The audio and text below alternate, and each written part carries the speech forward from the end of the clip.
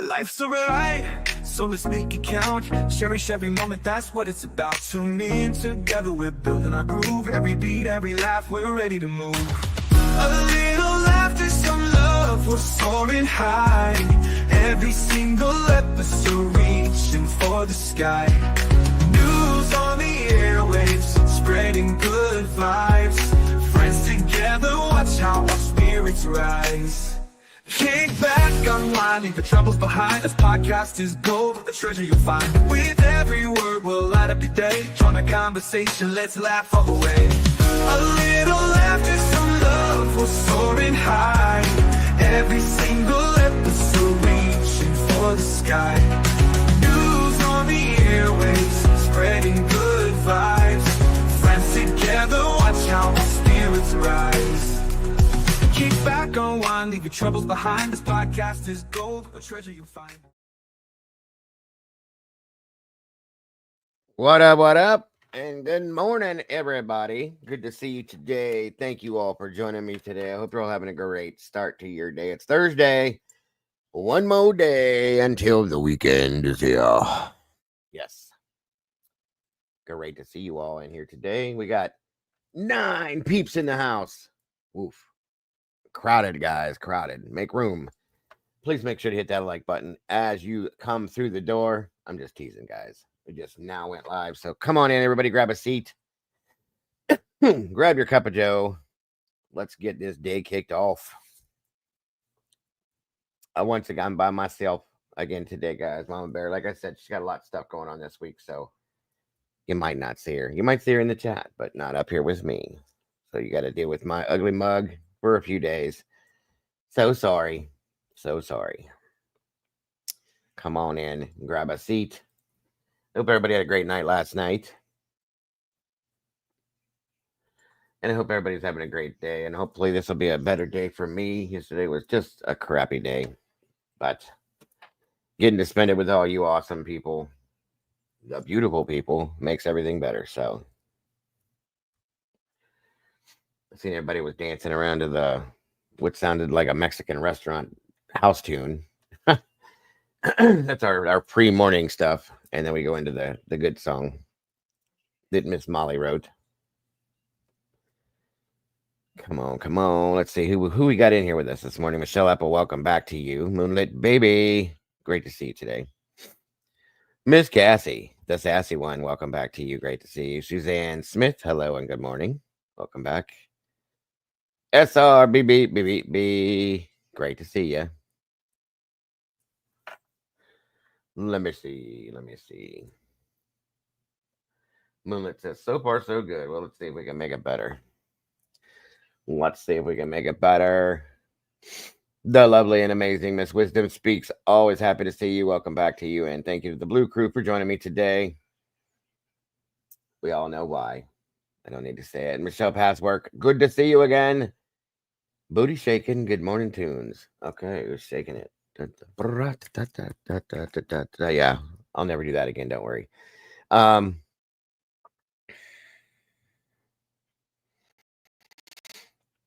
think I got everybody so far. 14 peeps now in the house, guys. 11 likes. Please make sure to hit that like button and leave a little DNA there on your way through the door.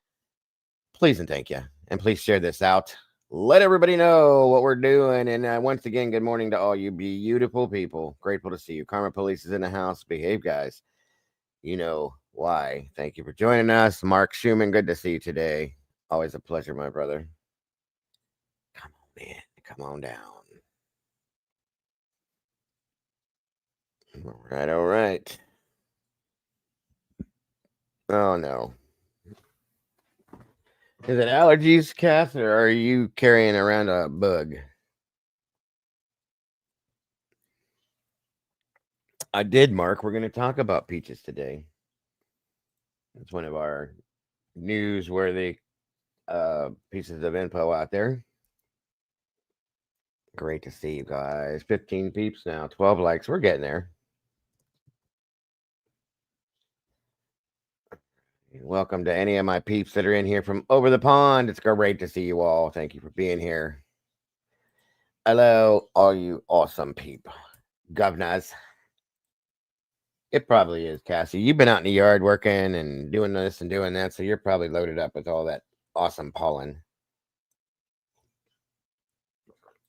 Gotta be. It's gotta be. That's my opinion, of course, but I ain't no doctor. So they identified, once we get some more people in here, I'm going to go into that stuff. But it looks like they identified another one of Rex Harriman's victims from the Gilgo Beach situations. GC Reed, hello.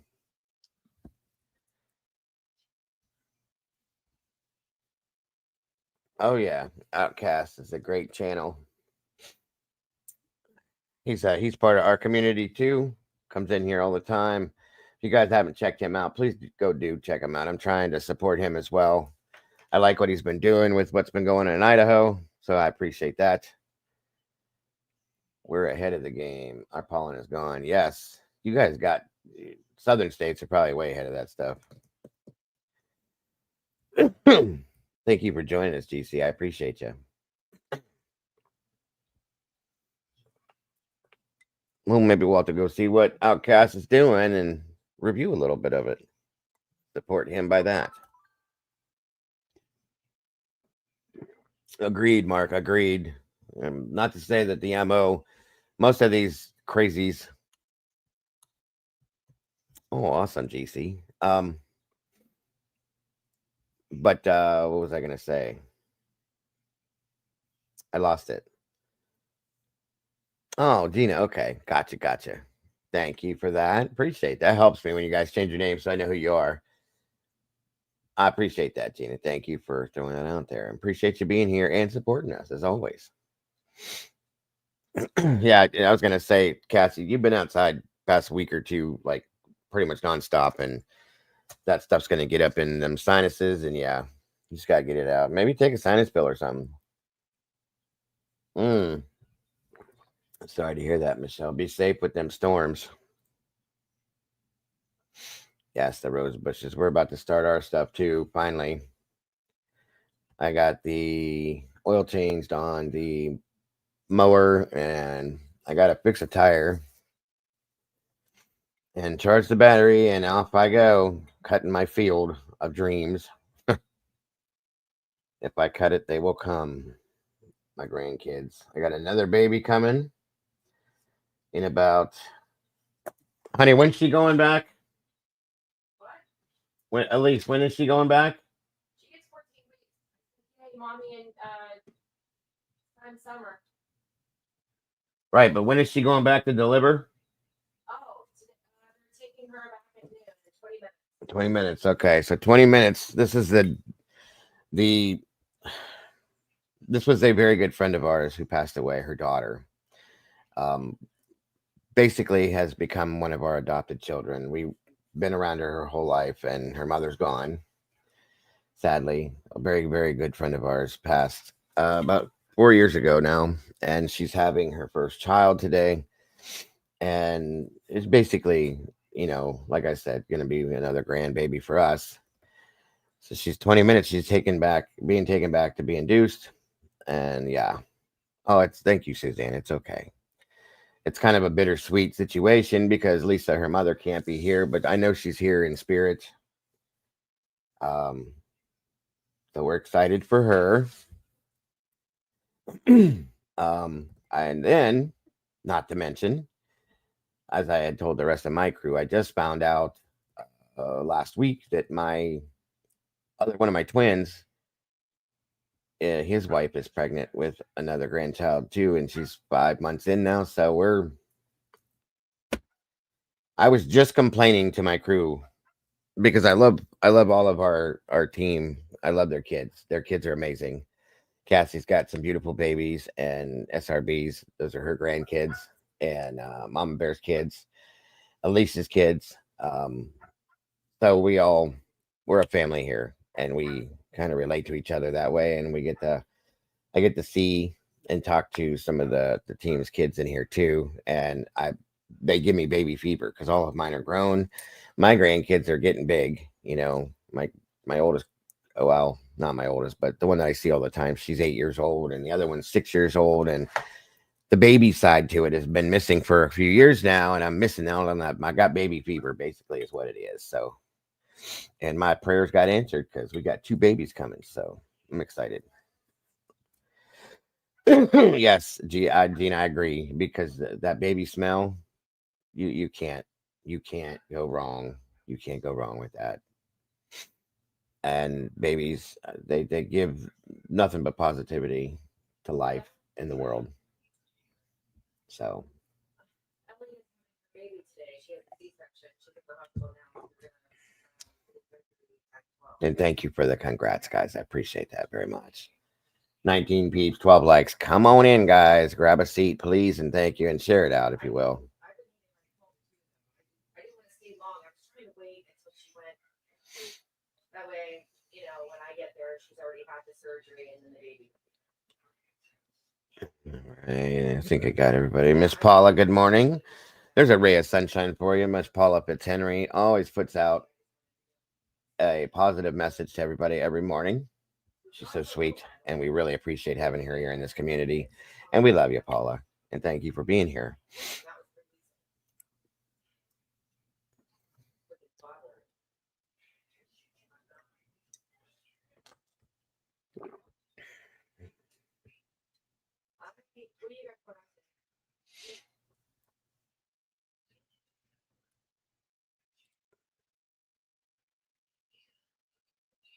Oh, we are family, Michelle. And yes, thank you.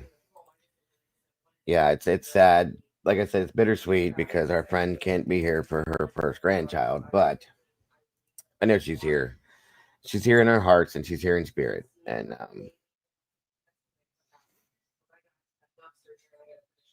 Alicia, there's our Alicia. Good morning. Speaking of, and yes, guys, please check out our lovely and amazing Miss Wisdom Speaks, who does so many things with her channel to help the indigenous missing, and just the missing in general. She does some amazing things. So please click that link, go over, subscribe, show some love and support if you would. We all here in this family would appreciate it so very much. She is part of my team as well and does so much for this channel. So I would like everybody to support her as well with what she does. And it helps the world, folks. It really does. So thank you for that so very much. And thank you, SRB, for throwing that up there. You do not have to apologize. Lisa, you know better than that. Get them babies, them groceries, and do your thing. This is just when you have time to be here, you have time. That's all there is. Can't wait to show you guys pictures of this new one. She's gonna be adorable. And that's the other one, is the one that my son is having is a girl. They have a boy, they got a girl, and they're gonna be done after that. My daughter-in-law really didn't want many more because she struggled. The first one, my grandson, she had him at 5.5 months, I think. He was this big when he came out. That big, folks, no lie. You could hold him in the palm of your hand. It was so crazy. I couldn't even go up there to see him. It made me cry every time. I was so scared for him, but he's healthy and he runs around here and bounces off me every day that he's here now, and he's strong and happy, and I'm excited. But she was worried about getting pregnant again with another one because of that situation, and this one she's doing quite a bit better with, and so happy and healthy. And it'll be a girl. They're happy, we're happy. So I get another baby girl, 2 of them actually, I believe. Elisa's got a girl coming, right? Elisa's baby is a girl, right? A boy, that's right. A boy and a girl. So I got a boy and a girl coming. Little boy today. His name, you guys, I love it. His father, her husband, is a huge, like the rest of us here, Grease fan, the movie, the play Grease. And so he wants to name his son Kaniki. So I was a little surprised at that because they're younger, 27 and 28, I believe, are their ages. And I thought, wow, I'd have never expected that. I think it's kind of a cool name, though. You don't hear that too many people naming their kids Kaneki. And they're gonna call him Nick for short, stuff like that. And I'm like, interesting, very cool. And what's Sean and Christina's name for the baby? Why? What is it? Oh, yeah, that is weird. I forgot. And my son and his wife decided to name my granddaughter.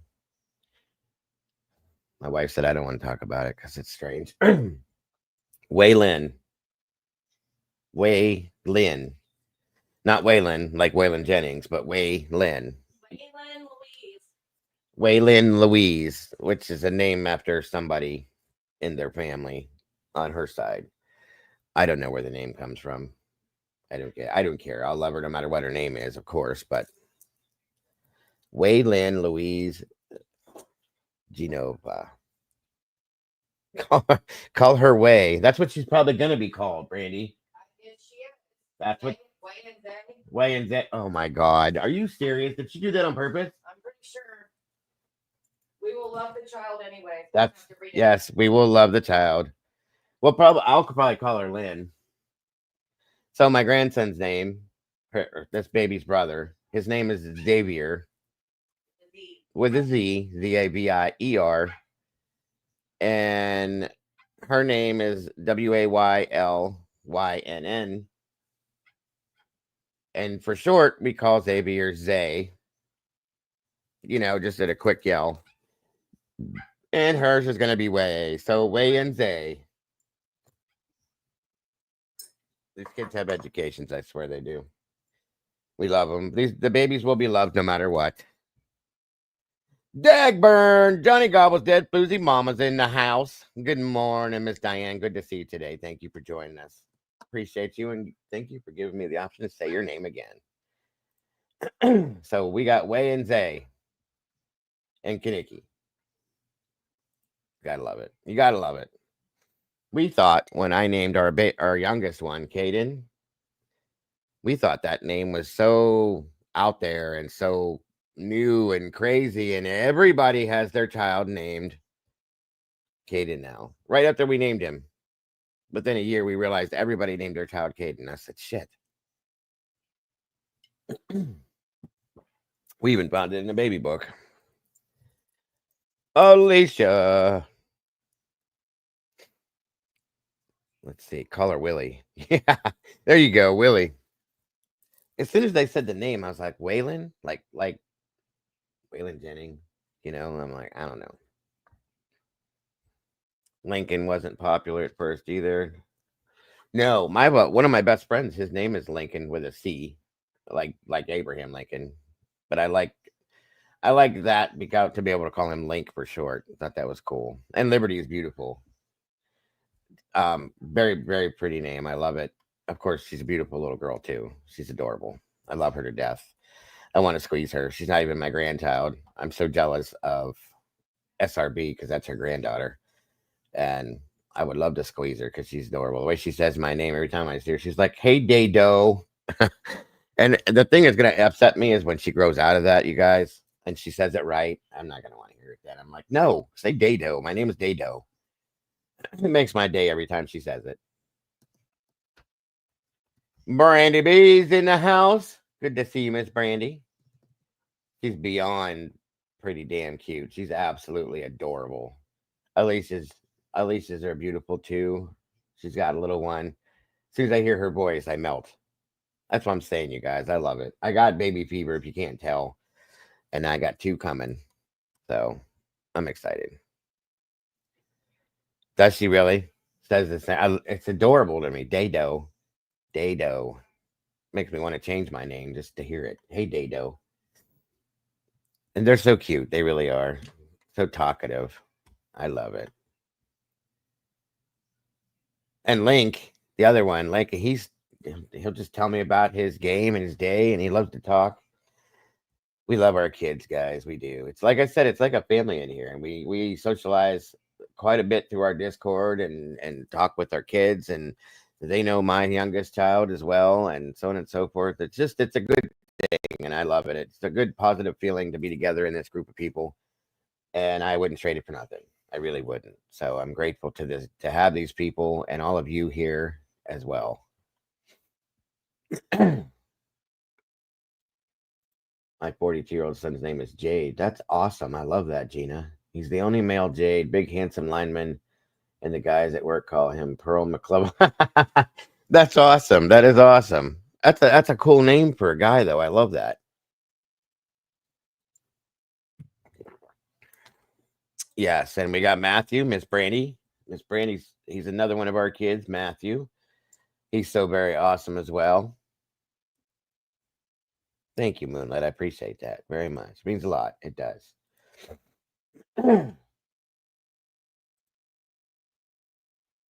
Okay. Yes. Yes. Yes. You are so very welcome, Gina. So very welcome. Yes, Matthew's amazing too. He really is. And our kids are all so different. My son is on the spectrum, but he's very, very, very high functioning. You'd never know. A lot of you have met him in here on our music nights. Brandy's son Matthew is on the spectrum, lower functioning, but he's just as amazing. Um, and he turned 16. Oh, that's right. Alicia's got a 16-year-old coming, and Matthew's about to turn 14, isn't he, Brandy? Or is it 15? Brandy's Matthew is amazing, I know. Alicia's got a Matthew too. Alicia's got, just like me, I have 7 kids in total, folks. They're all grown except for Caden, which, well, he's grown now too, but Alicia's got a football team too. Yes, and she's amazing. She's an amazing woman. She handles this and all those children and takes care of the home and all that, and she's so very much appreciated because of all she does. It amazes me. 13, I thought so, yeah. He's turned teenage. All that fun starts now with you, Miss Brandy. Good luck with all that.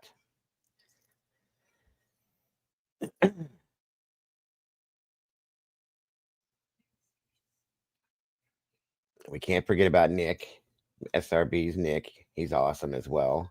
That's what I'm saying. Our family within here and all of our kids and our grandkids and everything, it's just an amazing situation. I can't express it anymore.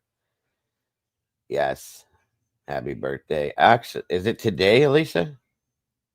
I'll take him, Brandy. You know I'd take him. Any day I would take him. I'd probably have to fight with wisdom to get him, though, because wisdom wants him as bad as I would take him. Wisdom loves that boy, too. Any one of us would take him. He's amazing. Well, you know what that means, Miss Alicia. I didn't know it was today, so I thought it was the other day, and I didn't get a chance to do that. And Matthew's popped into our chats a few times, so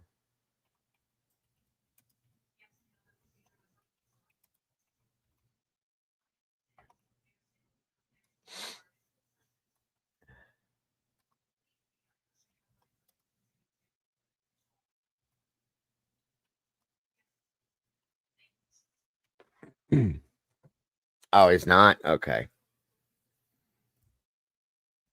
Well, you let me know when he is.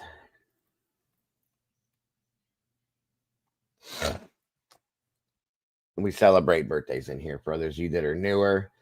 I don't care who it is. If it's your birthday and I find out about it, the whole world's gonna know about it because we play a song, you get a cake, all that fun stuff in here because your birthdays are important to me because that's the day you started to exist. And if it wasn't for that day, you wouldn't be here with us and wouldn't created this amazing community, helped us to create this amazing community. So that's why I celebrate everybody's birthday in here because it's that important to me.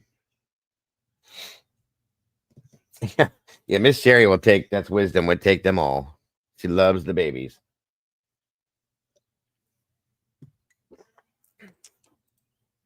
She'd be amazing with them too.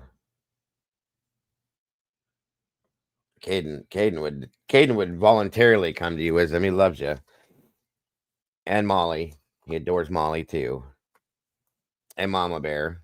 Well, all of you guys. He loves all you guys, but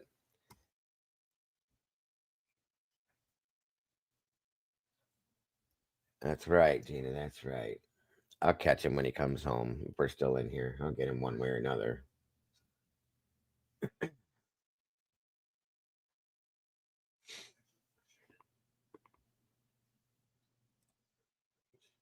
Miss Victoria, welcome. Good to see you. Haven't been in because I had. Oh, Jesus, Victoria, I'm sorry. Are you okay? Prayers. Obviously, I'm sending prayers to you, Victoria. I hope you're okay. Good Lord, that's horrible. You got to be careful. Are you home? Or are you in the hospital? Yoik, you got to be careful. I hope you didn't break anything.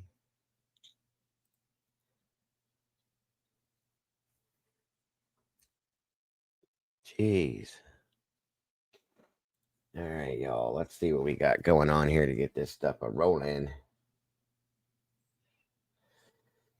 30 peeps in the house. Thank you guys so much for joining us today. And hit that like button as you come through the door.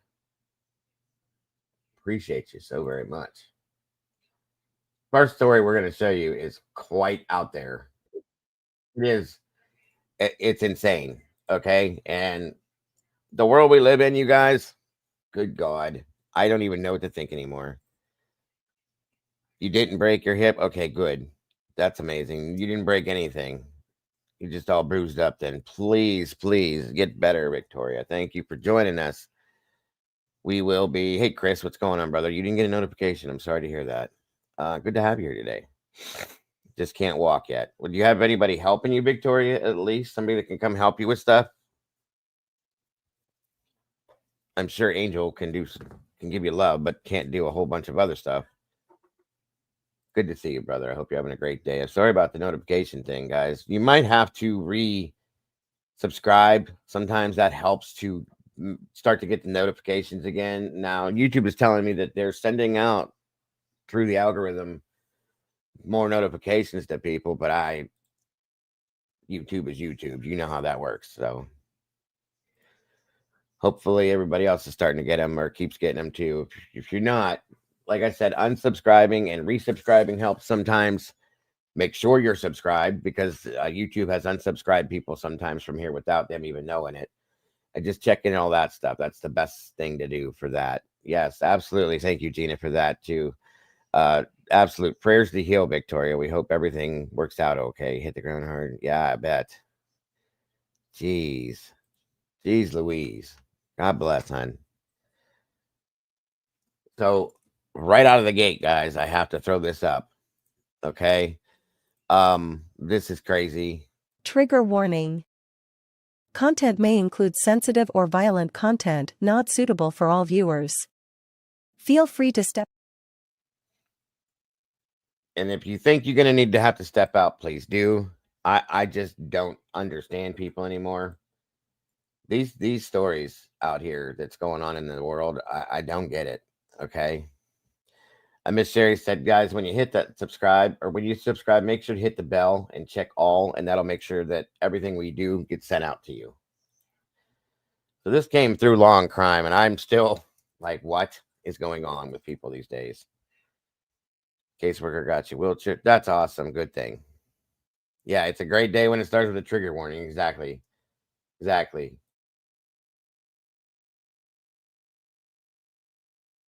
Just woke up and I have no idea what's going on. We'll talk to. I'm just reading you the search warrant. Do you understand? A young mother in Florida on body camera, and she'll later admit to engaging in sex acts with the family dog and more. I have the disturbing case out of Florida and what else White told police.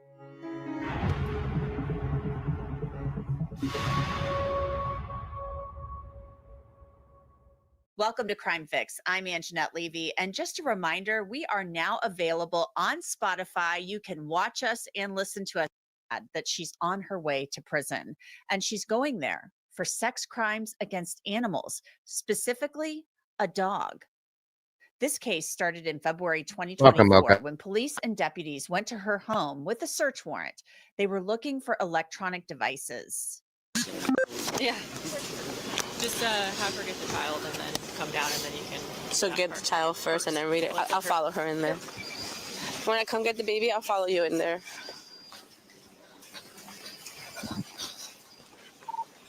Davis, we're coming.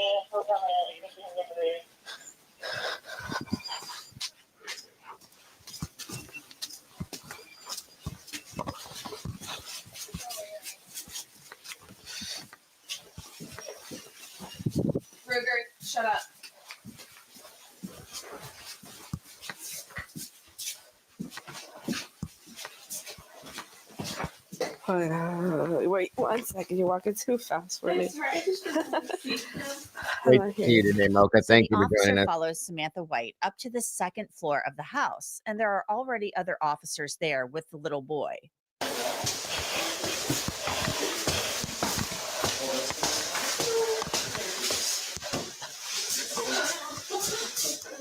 You got Tinkle Star in your mocap?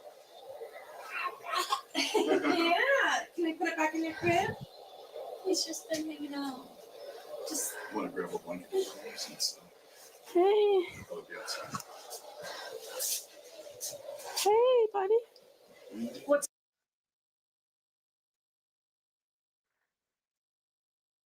Just like you. for me? I have shoes. Yes, they're gonna They be out by the downstairs. door. Okay. All right. Buddy, some people came to protect us today. Yeah. Yeah, that is your Randy. Good morning, James Moen. Thank you for joining us, brother. Good to see you today. Miss Kim is in the house with CLK Creations. Welcome, dear. Can you go in here real quick, please? I don't know if that's gonna mess with anything.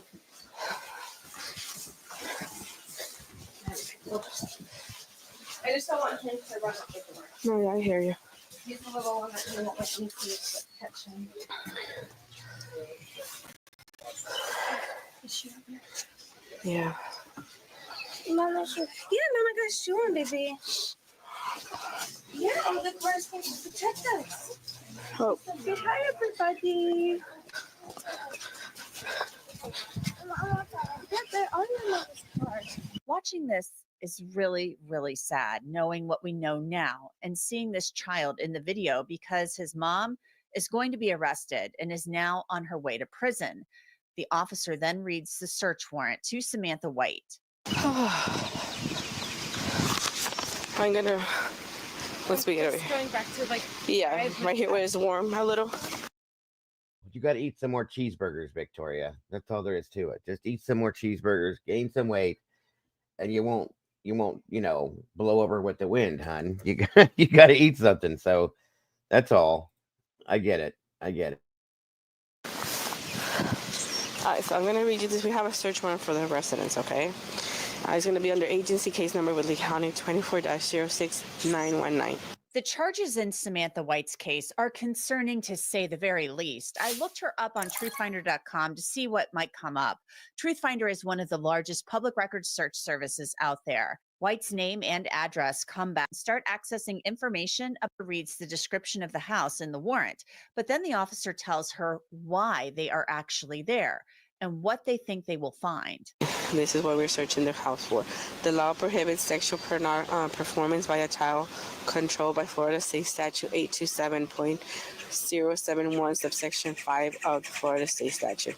That firm has probable cause to believe and does believe that the property connected with the above listed crime is currently being contained, stored, or concealed within the following location. Direction to locate, and this is just the address of how we got here. We're from the Lee County Sheriff's Office. Came from 147506 Mile Cypress, Fort Myers, Florida, headed towards Independence Circle. Basically, this is just the address of how we arrived here. And the following items is what we're going to be looking for. Images or videos of child endangered in sexual conduct defined in Florida State Statute 827.071. I don't understand. I can't have you read this right now. Like, I didn't even take it this morning. And I just woke up and I have no idea what's going on. We'll talk to. I'm just reading you the search warrant. Do you understand? Do you want to? I get an understanding. Do you want me to keep reading, or do you want to look at it yourself? I'll look at it myself. Okay, just.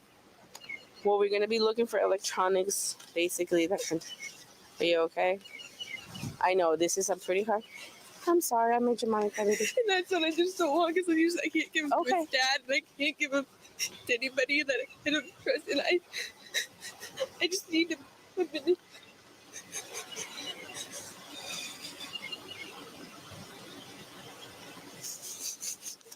The judge I'll just read the final. You can look at it in a minute. The warrant was presented to the judge on the 14th, which was yesterday, who approved it.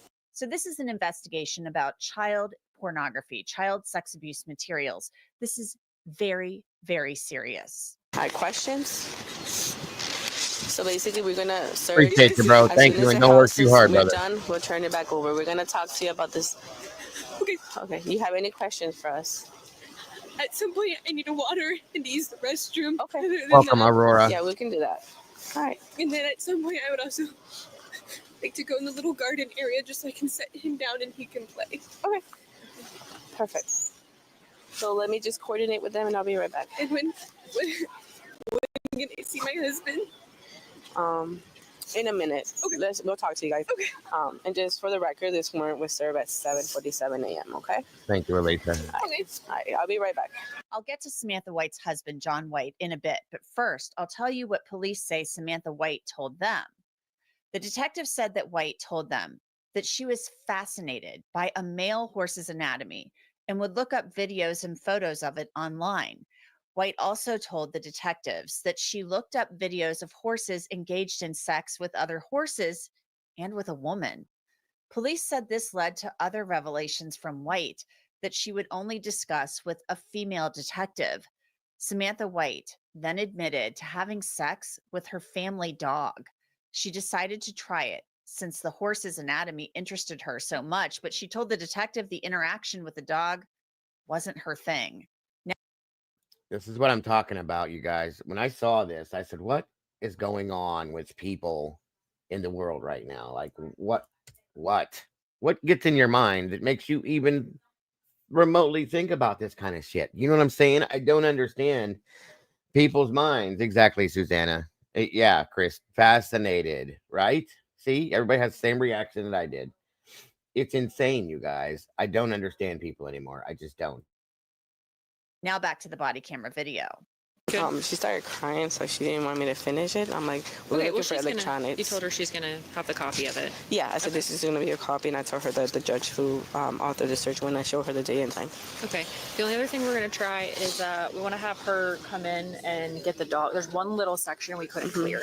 Okay. So if we can have her either leave little guy or she can keep him with her. That's fine. I have her We just want to put him on a leash or let's just find. I'll go with you. Let's just see if we can find a spot. Watch where you step. Dead too. Poop everywhere. Too late. I don't know how many times I had stepped on everything. Ma'am, is there anywhere we can put the dogs besides that space while we're here, or like, are they allowed outside? I can let them out over here, and then they'll be trapped in there, and nobody Will else that be will have okay with you? access. Yes. It'll just help I us. just It is, James. Like, we see so much crazy stuff because of what we do, right? Yeah. This was new, and I was just like, what is going on? It is absolutely mind warping. You are right as rain, bro. Right as rain. There's something mentally not like these people. I gotta wonder if there was something in our food, in our water, and whatever that like twisted our minds into weird gelatinous messes in there or something. I don't know what it is. It's crazy. prefer me. No, we to do would it. prefer I you to just do it don't as know well. how they would react to Okay. everybody else. Are you able to help do that right now? I Okay. sure am. When we go in, is there a way I can just get a sip of water before we do absolutely. that? For sure. Very much so, Wisdom. Yeah, Very we can much. do all that. No worries. That's the thing. There's no excuse for this. It's just plain out. You're sick in the head. I'm sorry. You have a mental issue. You need some serious help. Period. This is not something medicatable. You need help and like some deep rooted, serious ass therapy, in my opinion. This is just sickening to me. I need to use the restroom. Yeah. But I'm not using them. So the detectives go into the house to get the family's dogs. Do you mind if she holds the baby really quick? That was my question, Kim. Exactly. How did they find this out? I think it had something to do with sea sand that she had found. That was found on her computer. Maybe the way I understood it. I think they explained it, but I still didn't quite get it. Yeah, got me stumped. Welcome, and yes, you're right, 100%. And this is down in Florida, by the way. Aurora said, I think some of them drink the water down here all their lives, making them twisted. I don't know. But Florida man and woman is true. And yes, it is. We've all seen Florida man and all the other stuff that goes on. It's something ain't right. There's something not right. I'm not saying that it's because of Florida, folks. Don't get me wrong. Because not everybody in Florida is insane like this, but something ain't right. There's just something not right. I think the government has a way to flag that kind of stuff. Yeah, they do. I think they pick it up when somebody's going into it. You know what I'm saying? I agree with that. Yeah, we're waiting to see what's going on with dad too yet, and the husband. There's something with that too, I believe. What we do there? I do. Okay, that's fine. No, that's okay. This will just need to be moved, and we'll have to close this behind us. Otherwise, the dogs will run right out this way. Perfect. Okay. If you guys want to grab your breach, we're gonna close this. Yeah, Mama knows a little Feel you want to? I don't think we need it. It's yours. It'll be good.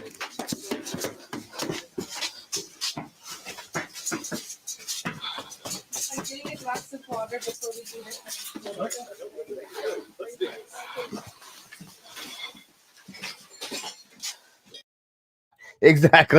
Exactly, James. Something needs to make it make sense. Agreed. Yeah? Yeah, runny nose. It's okay, baby.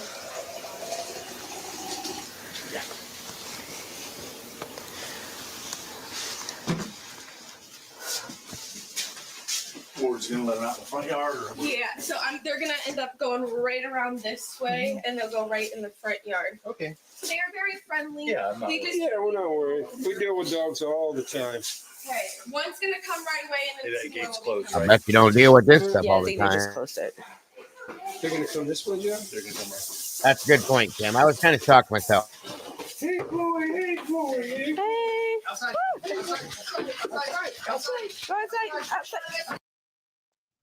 Dago, I've been watching trial of Karen Reed. It's not the same as the last one. New evidence, some new witnesses, and some of Karen Reed's. Oh yeah. I've been catching little clips of it, Victoria. It's definitely different than the last situation. I agree with you on that. Been interesting. No,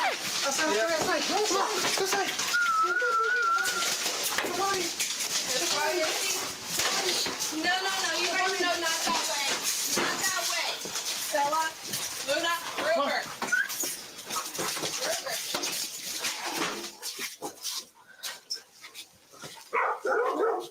The 3 dogs are removed from the house, and now the detectives have to make sure that Samantha White is out of the house. Right to Jim. Probably, Gina. Yeah, that's fine. You need to use the restroom really quick, right? Yeah, but It's gonna be. Is it gonna? I will be fine for at least another 10 minutes. Okay. Can we stay in here? Or is that a no-go?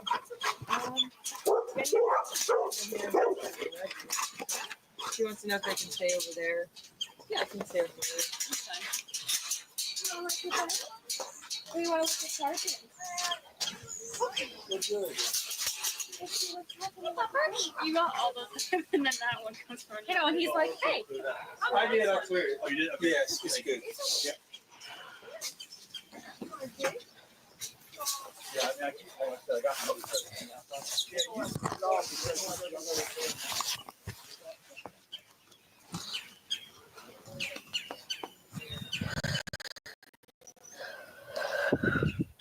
Well, on a That positive. day, Samantha White was arrested and charged with having sexual contact with animals. She was released the very next day after posting bail.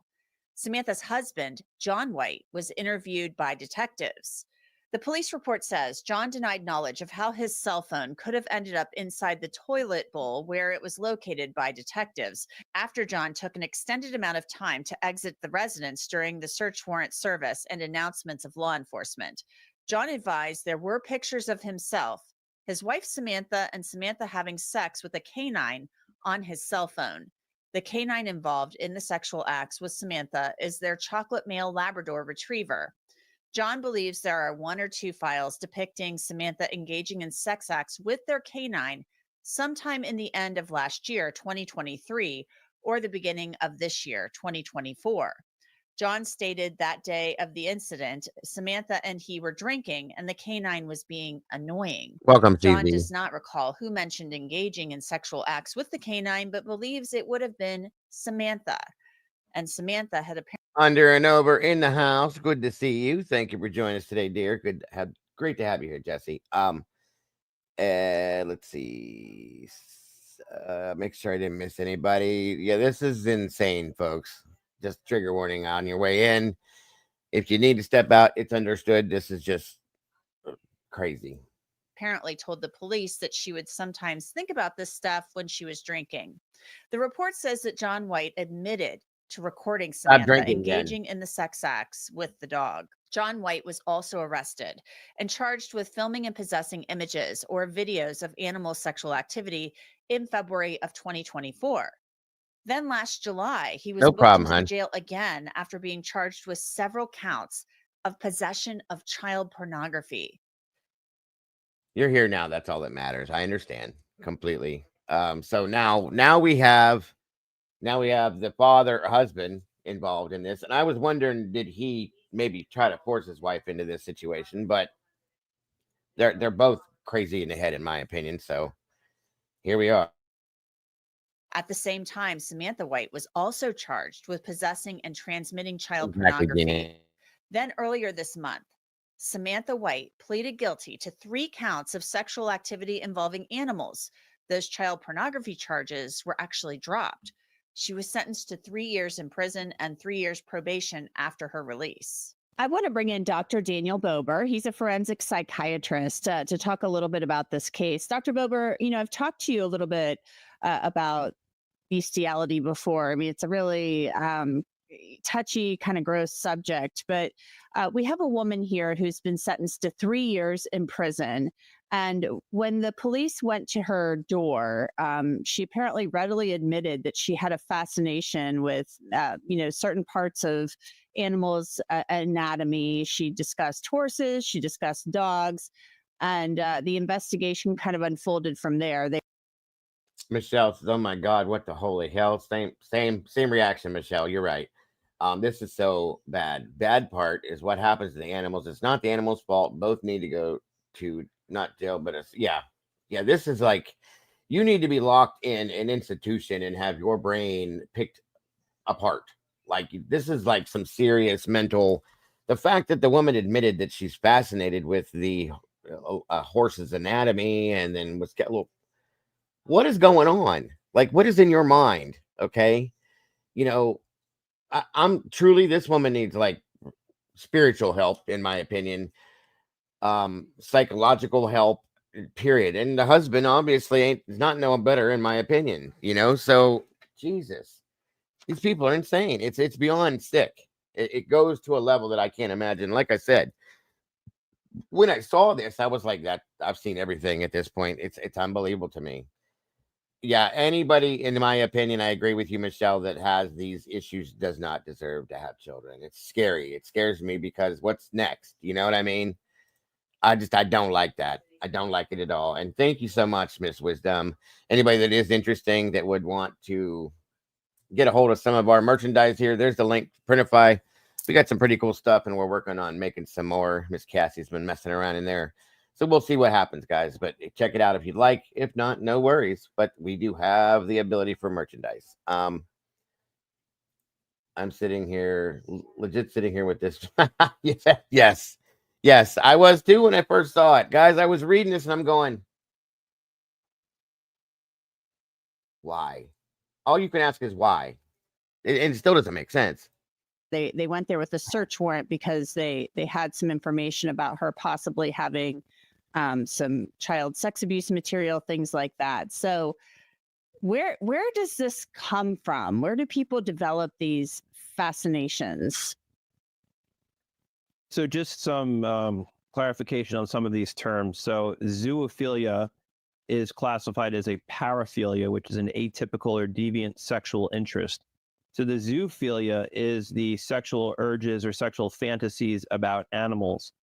Now, that in and of itself, believe it or not, is not a mental illness until there is some level of distress or impairment or some negative consequence. Bestiality is the illegal part. It's the behavior. It's having sex or sexual relations with animals. And so that's the part that is illegal in a lot of different jurisdictions.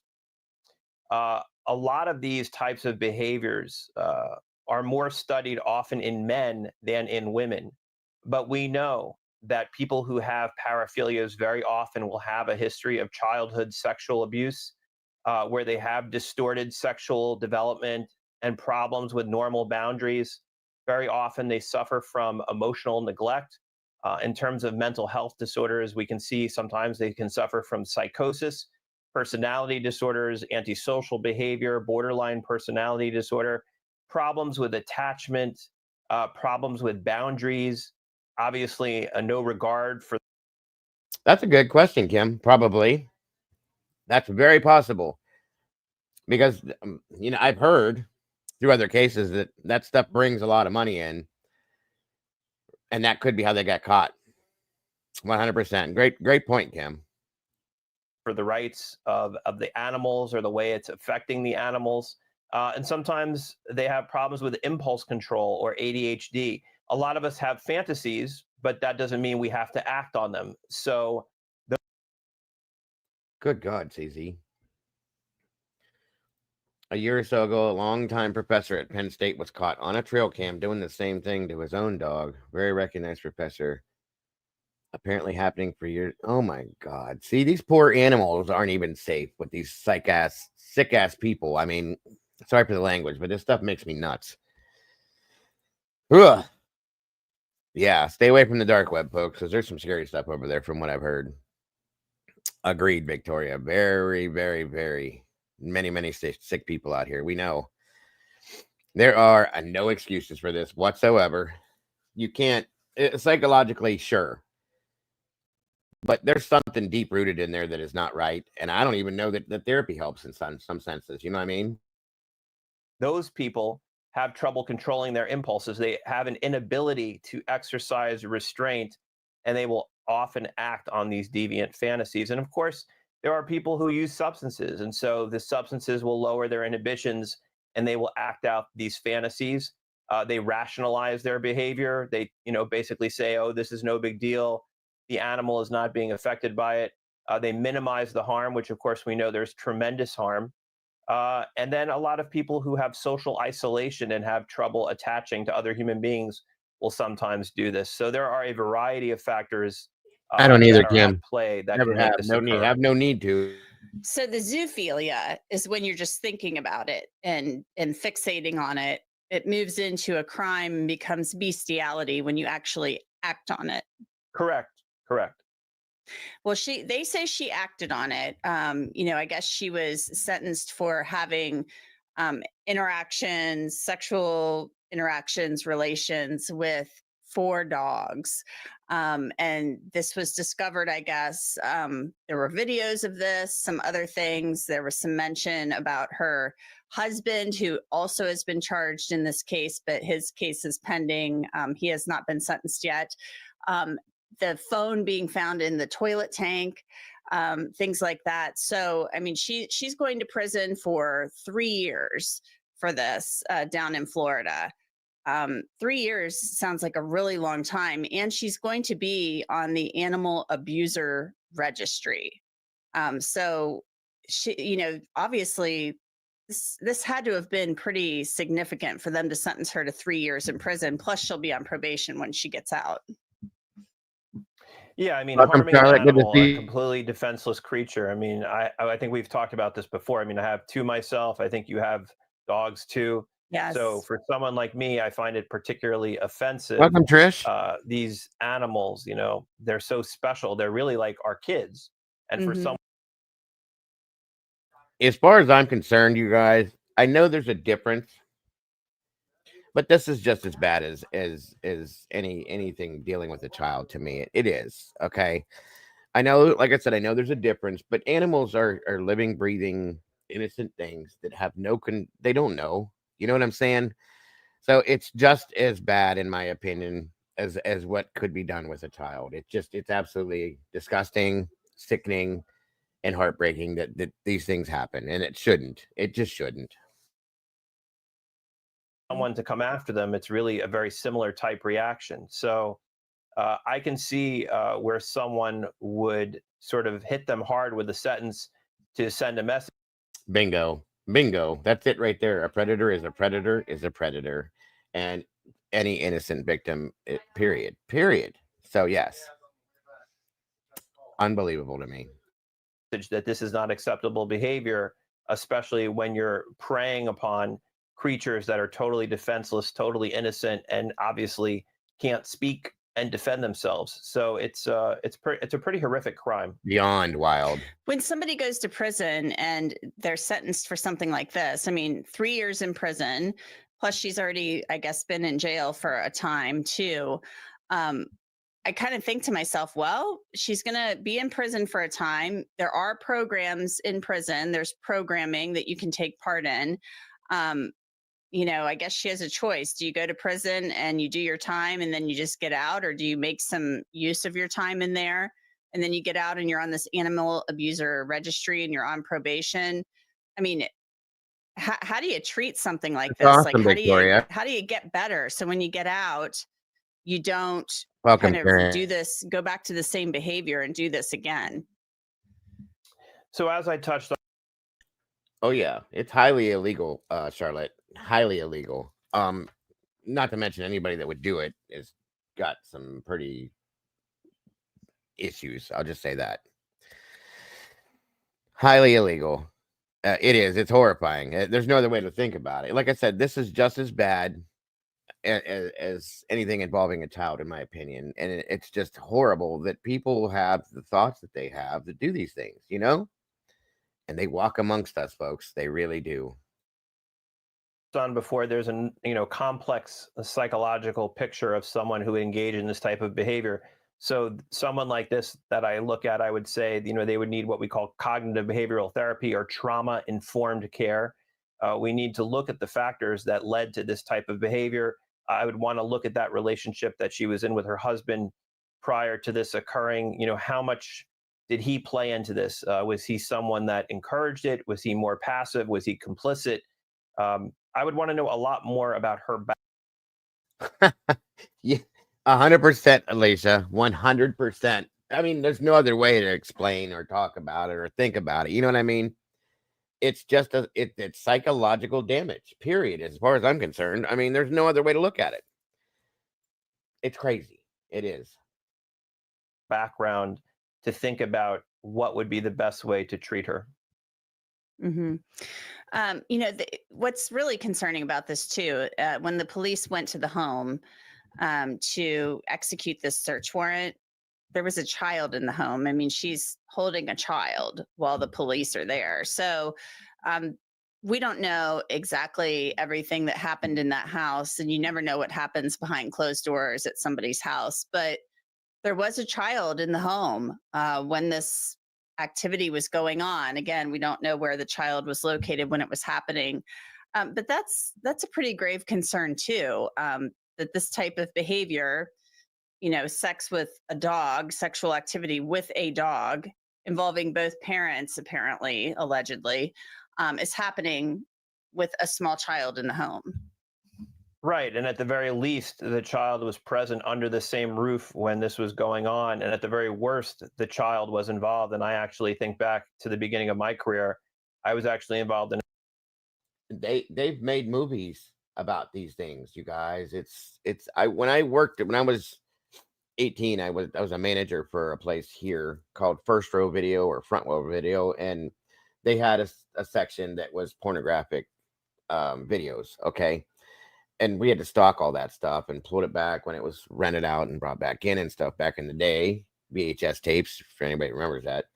And there were a few videos that were bestiality videos, and I couldn't believe, because it's illegal. How do you put that stuff out on? How do you put it out to the world? You know what I mean? I never understood that. It's crazy to me. It's crazy. Welcome, Clifton. Good to see you. Yeah, agreed, Clifton. Agreed. And I don't understand how anybody would want to watch this. Obviously, these people exist. So it's crazy. Critical's in the house. What's going on? Critical says it's not illegal in West Virginia. Oh, well. I don't know. And I was reading something after I saw this about how it used to be a thing. I can't remember where the hell it was. in another country with sheep. That was normal. It was normal. It was normalized. How? Explain that to me. No. No, no, no. It is a heavy subject. It's crazy, but it needs to be seen and heard. People don't even know this shit happens, guys. Nobody knows. There's so many people that don't realize that this is going on out here. It's crazy. It's great to see you, Critical. Thank you for joining us. In a child custody case that had this type of, believe it or not, this type of activity in it. And this could be terribly, terribly traumatizing and deeply compromising for a child and for their development. And it's obviously its own form of trauma, abuse, and neglect. So the fact that the child is there is, all the more concerning. Let's hope that the child wasn't anywhere near this. When they first charged this out, she in July. It is. In other countries, it's very common, Karen, especially with sheep and things like that. How that's a commonality, good luck. I don't get it at all. July of last year, she had been charged with an additional 3 counts of possession of obscene material, including. Here's what I don't understand: the women that sometimes, and the men that do these horrific things, they're attractive individuals. You can be with pretty much anybody you'd want to, in my opinion. Visually. Why do you gotta go to this? It's the mind thing is what's getting me. What I can't understand with this. Yes, Aurora, I remember that too. That was part of that story that I was telling you I was reading up on after this. So it's crazy shit, guys. It is. Depictions of child pornography. Exactly. So it said depictions of it. It didn't go any further in describing it in the counts. But then she ended up pleading guilty to the counts involving the dog, both felony and misdemeanor counts. So they must have dropped those other child depiction charges. I'm thinking maybe she was searching around on the internet for those types of things, but possibly. That's concerning though, too, because if there was child pornography related stuff involved here, I mean, even looking at that stuff, that's very concerning. Yeah, absolutely. And, you said before that seemed like a pretty stiff sentence. Well, I guess it really depends. For some people, it's a very stiff sentence, and for some people, it's not enough time. But there's indications that some of these tendencies may have gone into kids as well. And so this is a very, very mentally ill woman who needs a lot of help, and who certainly is a danger to society, pets and people alike, and really is going to need some significant treatment. Yeah. I mean, 3 years. I mean, I don't know if it's stiff enough. Obviously, I mean, they agreed to this sentence. So, I'm just hoping she gets out and doesn't do it again. Absolutely. Yeah. Well, Dr. Daniel Bober, as always, thank you so much for your time. I really appreciate it. It's just a horrible case. Hate to have you on to talk about something like this, but this is unfortunately the world we live in. Absolutely. Samantha White will be placed on the Animal Abuser Registry. John White's case is still pending, and he's in custody at the Lee County Jail. And that's it for this episode of Crime Fix. I'm Anjanette Levy. Thanks so much for being with me. I'll see you back here next time.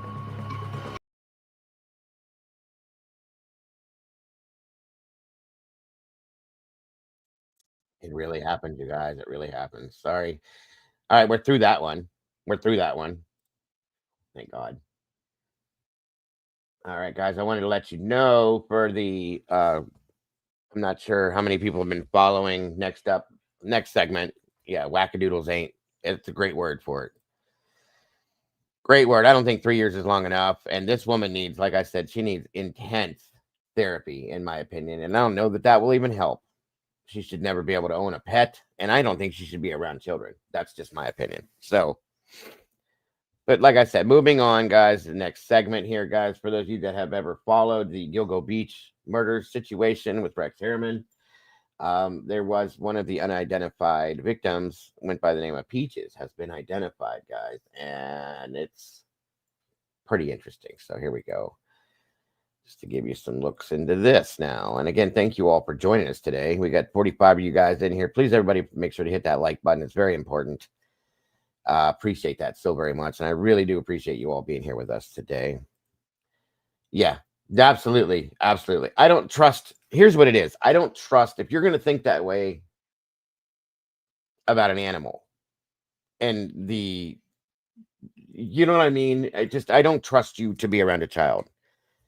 I just don't. Welcome, Tinsel. Welcome back. Great to see you today. Appreciate you. Audito's in the house. Great to see you. Great to have you here. I'm sorry if anybody's already seen this. I just wanted to catch anybody up that hasn't. I appreciate all you guys being here, guys. Very much. Very much so. Come on in. We are breaking into programming right now because Nassau police are about to announce a major break in the case of the 1997 killing of the woman only known as Peaches and her toddler daughter, whose body was found near the Gilgo victims. Sources say police will be revealing their identities right now. The department is holding a press conference. Let's take a look live and listen to what they have to say. My name is Detective Lieutenant Scott Skronecki from the Public Information Office. We are here today to discuss updates on a 1997 homicide case. Thanks, SR. We have some of our friends in law enforcement here today to speak with you. You'll hear from the police commissioner. Awesome. Under and over it. The Nassau County District Attorney, Ann Donnelly. From the FBI, we have the Assistant Director in charge of the New York Field Office, Chris Rea, as well as the Special Agent in charge of the New York Criminal Division, Leslie Bakshies. To provide some details about the investigation, you'll hear from the commanding officer of the homicide squad, Detective Captain Stephen Fitzpatrick. Rex Harriman. Yeah, I do think you did. So good morning, everybody. I'm going to be really brief. First of all, I have to thank our partners, our district attorney, who's done a great job, Suffolk County, who's worked with us, the FBI, who's done great work with us. We're not here if we're not working together as a team. That's the most important part. We just left the county exec's office. He got a full briefing on everything. So everybody is up to date on where we are, and you will get the information that we have here. My one announcement here today is the information leading to an arrest and hopefully a conviction of the person that did these horrendous acts. We are offering a $25,000 Crime Stoppers Award. So please, anybody with information, after you hear it from Detective Captain Fitz, please give us any information you have. There's a $25,000 Crime Stoppers reward. I'm now going to turn it over to the district attorney. Thank you. Thank you, Commissioner. Thank you also to the FBI who has helped us so much in this investigation, the Suffolk County Police Department. Today is a bittersweet day. Today, after decades, we are finally going to be able to tell you the identities of two victims back from 1997. The mother's name was Tanya. The baby's name was Tatiana. You'll get more detailed information on their identities from Captain Fitzpatrick. The reality is, our work has just begun.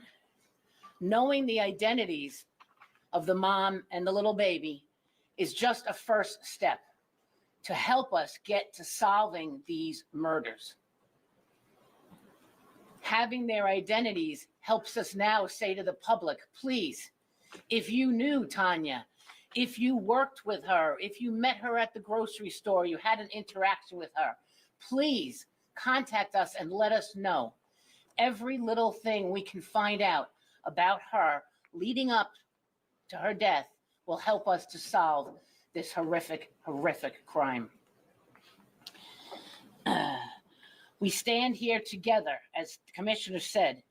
If it wasn't for our partners, we would never have gotten to this moment.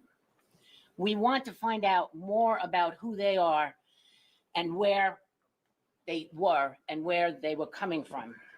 My office is ready. My cold case unit and homicide prosecutors have worked alongside the Nassau County Police Department, the Suffolk Police Department, the FBI, to get us to this day. For the past few years, my prosecutors have helped piece together unsolved homicides and identify perpetrators.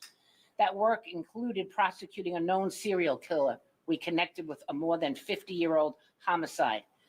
in one of the oldest DNA cases in the county. Solving aging cases like these are extraordinarily challenging, especially as evidence and people's memories fade in time. But we will never give up. We will never give up. Not on an unsolved homicide, not on Tanya and Tatiana. We will follow every lead. We will pull at every thread until we can get justice for this mother and this child. Tremendous work has been done already to get us to this point. I do feel there were other people involved, Moonlit. That I have to agree with.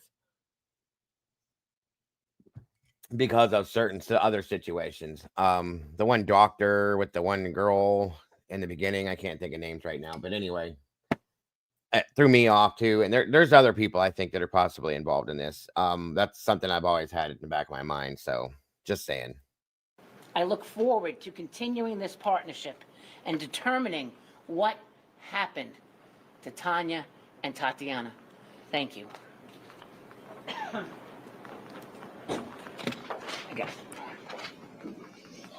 All right, good morning. I'm Christopher Rea, the Assistant Director in charge of the New York Field Office. I first want to start by thanking the DA as well as the Police Commissioner in allowing us to be part of this press conference today, as well as being able to share our role as an assisting agency in this matter. It's an honor here to be in the presence with the Commissioner and the DA and the other law enforcement entities that work this case as we announce our joint role in working to identify Tanya and Tatiana. I hope today's announcement brings a sense of peace to their family and loved ones. I must first thank the persistent efforts of Nassau County Police Department. Their tireless work to ensure Tanya and Tatiana were not forgotten. And it's the reason we are all here today. This announcement highlights law enforcement partnerships at their finest. Investigators who were unwilling to yield and accept what may have seemed like a dead end, but instead sought new avenues to find answers.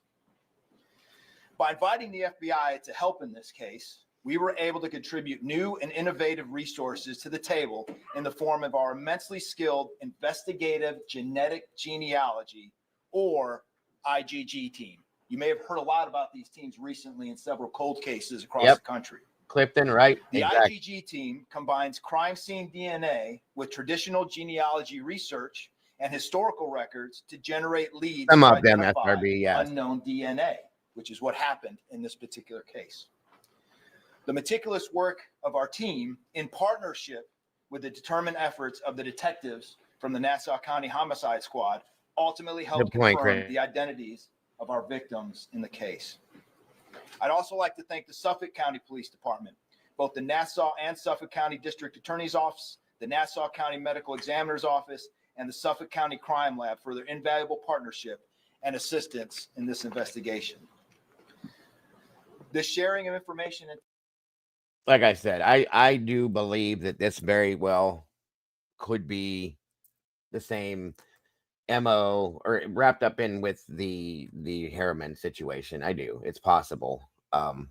In my mind, some people saying that they don't think it is. I think it probably is. That's just my opinion. You know, of course, nobody has to agree with that. I'm just saying, I just feel like possibly,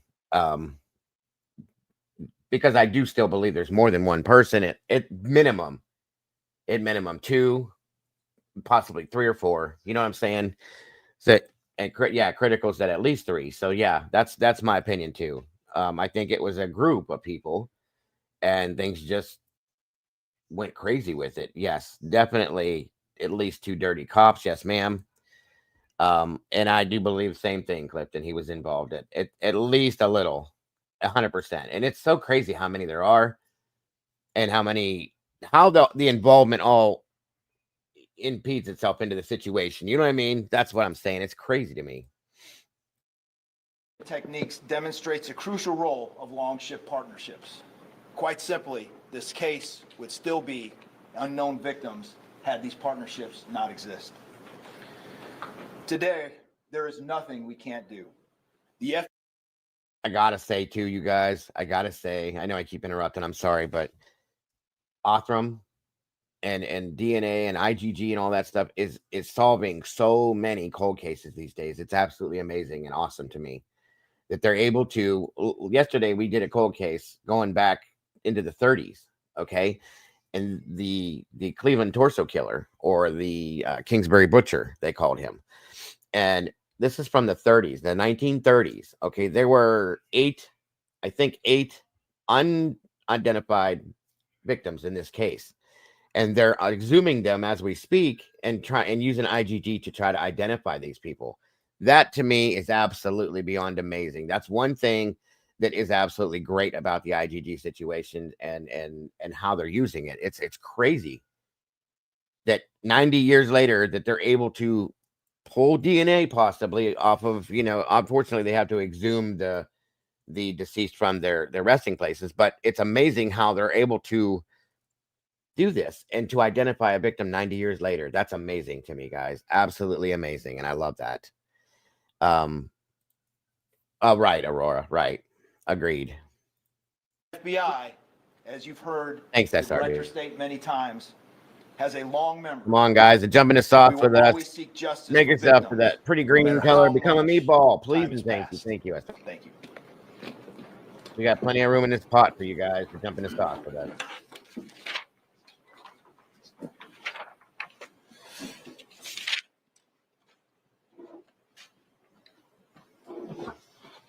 I'd like to thank everybody for being here today to help us in this pursuit for justice.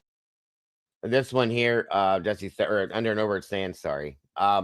Neither her or her daughter were ever reported missing because of familial estrangement from both her family and daughter's family. In this situation, that's true. With some of the others, though, like I said, they had been reported missing, is what I was saying before. But thank you for that, under and over it. So everybody does understand this specific situation. And I do agree with you too on that, Clifton. I think he started off very young and would have kept on going until he was caught. If he had never been caught, this would have kept happening. That's my feeling on it. This man is something else. That's all I can say. Okay, I didn't want to, misspeak, but after we talked that one time, I thought it was okay. So my apologies and thank you for that. Our sauce pot bubbled over the other night, so we got a bigger one. Yes, plenty more room. Come on in, guys. Jump in here. The sauce is great. Justice, as you see up on the screens right now, is the infamous tattoo of the peaches. Today, we'd like to provide an update on these identities of the two homicide victims who have historically been referred to by the nicknames Peaches and Baby Doe. The first victim was an African-American female. She was located over 27 years ago. On June 28, 1997, her torso was found in Hempstead Lake State Park, which is located within Lakeview, New York. This victim had the tattoo you see up on the screen on her chest. It's a heart-shaped peach with a bite out of it with a drop coming from it. Based on this tattoo, the victim has commonly been referred to as Peaches.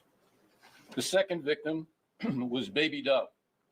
Baby Doe was the second victim discovered just over 14 years ago.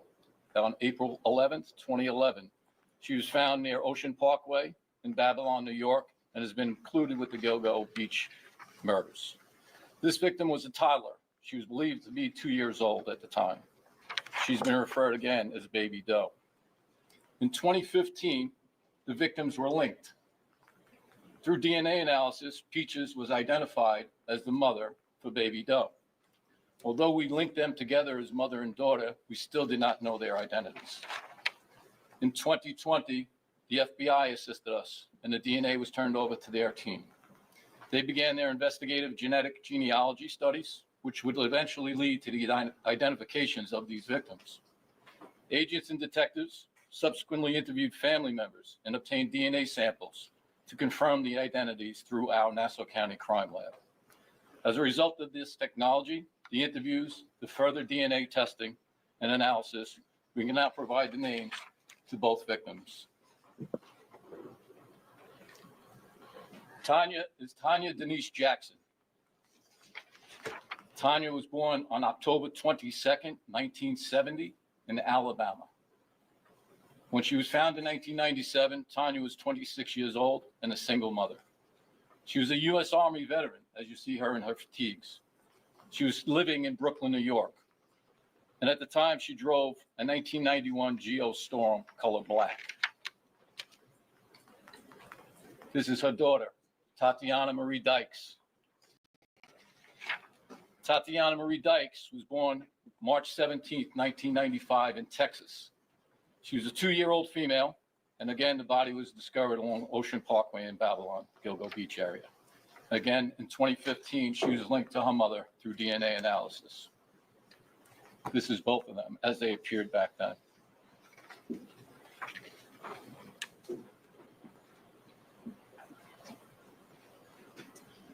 As the DA said, now we're asking for your help to get the word out to the public in our continued efforts to seek justice for Tanya and Tatiana. Please take a look at these photos. This is how they are in 1997. The next photos I'll show you is the jewelry that they were both wearing at the time their bodies were found.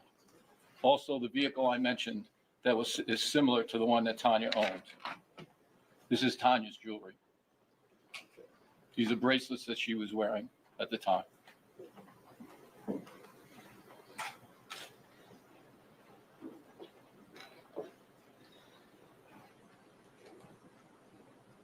This is Tatiana's jewelry, a pair of earrings and a necklace. The aspects are front and side views of them. It's not multiple earrings. It's just the one pair.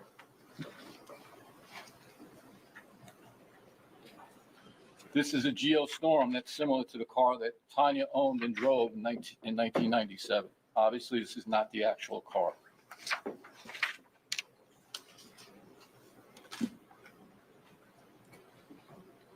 This is all the above photos you just saw. We're now asking again for the public's help. Please share any interactions you may have had with Tanya and Tatiana. Through our investigation, we've learned a lot about them, and as the DA says, we always want to learn more. More about Tanya Denise Jackson. There's some further information that might help people in the public to recall an encounter with her. Again, she was born October 22nd, 1970 in Alabama. She's also associated with Georgia, Texas, and Missouri. She's a U.S. Army veteran. In 1997, she was living at 230 54th Street in Brooklyn, New York. She was possibly employed at a doctor's office in the medical assistant capacity while living in Brooklyn. Me too, Kat. While she would go to work, it's reported to us that there might have been a female friend or neighbor who would watch the baby when she went to work. Tanya drove the 91 Geo Storm. Tanya served honorably in the U.S. Army from July of 1993 to February of 1995 in the following military installations: Fort Sam Houston in San Antonio, Texas; Fort Gordon in Augusta, Georgia; Fort Leonard Wood in the Missouri Ozarks. Anybody who's in the military that might have served with her and remembers her, please be in touch, get in contact with us. Did you serve with her in the military? Were you a neighbor or co-worker during her time here in Brooklyn? Maybe you saw them at a medical appointment where she worked or were her friend. We want to hear from you. Now, although Tanya and Tatiana have commonly been linked to the Gilgo Beach serial killings because the timing and locations of their recovered remains, we are not discounting the possibility that their cases are unrelated from that investigation. Speculation and theories by people and on the internet should not be brought into this.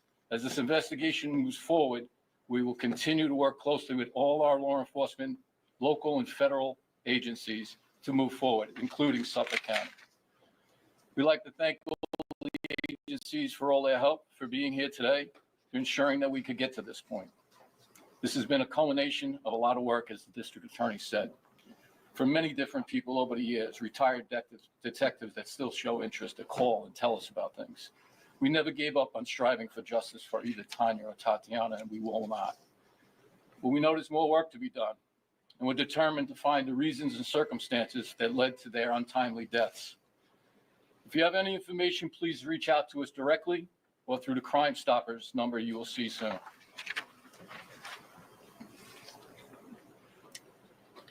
In conclusion, there's some people we'd like to thank. First of all, we'd like to thank the Crime Stoppers Board for their generosity of increasing the reward to $25,000. Next, a special thanks to the Nassau County crime victims and Douglas Matthey of Horton Matthey Funeral Home in Greenport, New York. Through their time and generosity, they helped us to make it possible to reunite Tanya and Tatiana and have them laid to rest back home in Alabama with their family in full military honors.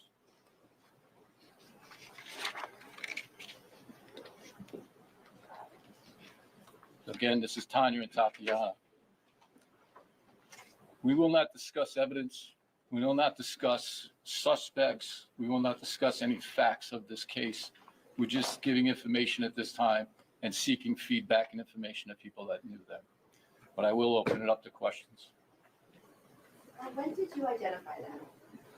So back in 2020, we gave our DNA sample to the FBI. They started their work, which was long and tedious. Their research is, if you knew how much it took, it's incredible, the work that they put in. In 2022, I believe they came up with an identification they believe might be the two. In 23, we had a meeting with the FBI where they revealed their information to us, and we immediately started traveling to gather DNA samples, interview the family. And in early 24, we positively identified them as Tanya. The baby's here. So far, so good.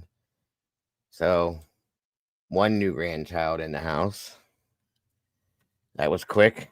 Cesarean obviously doesn't take very long.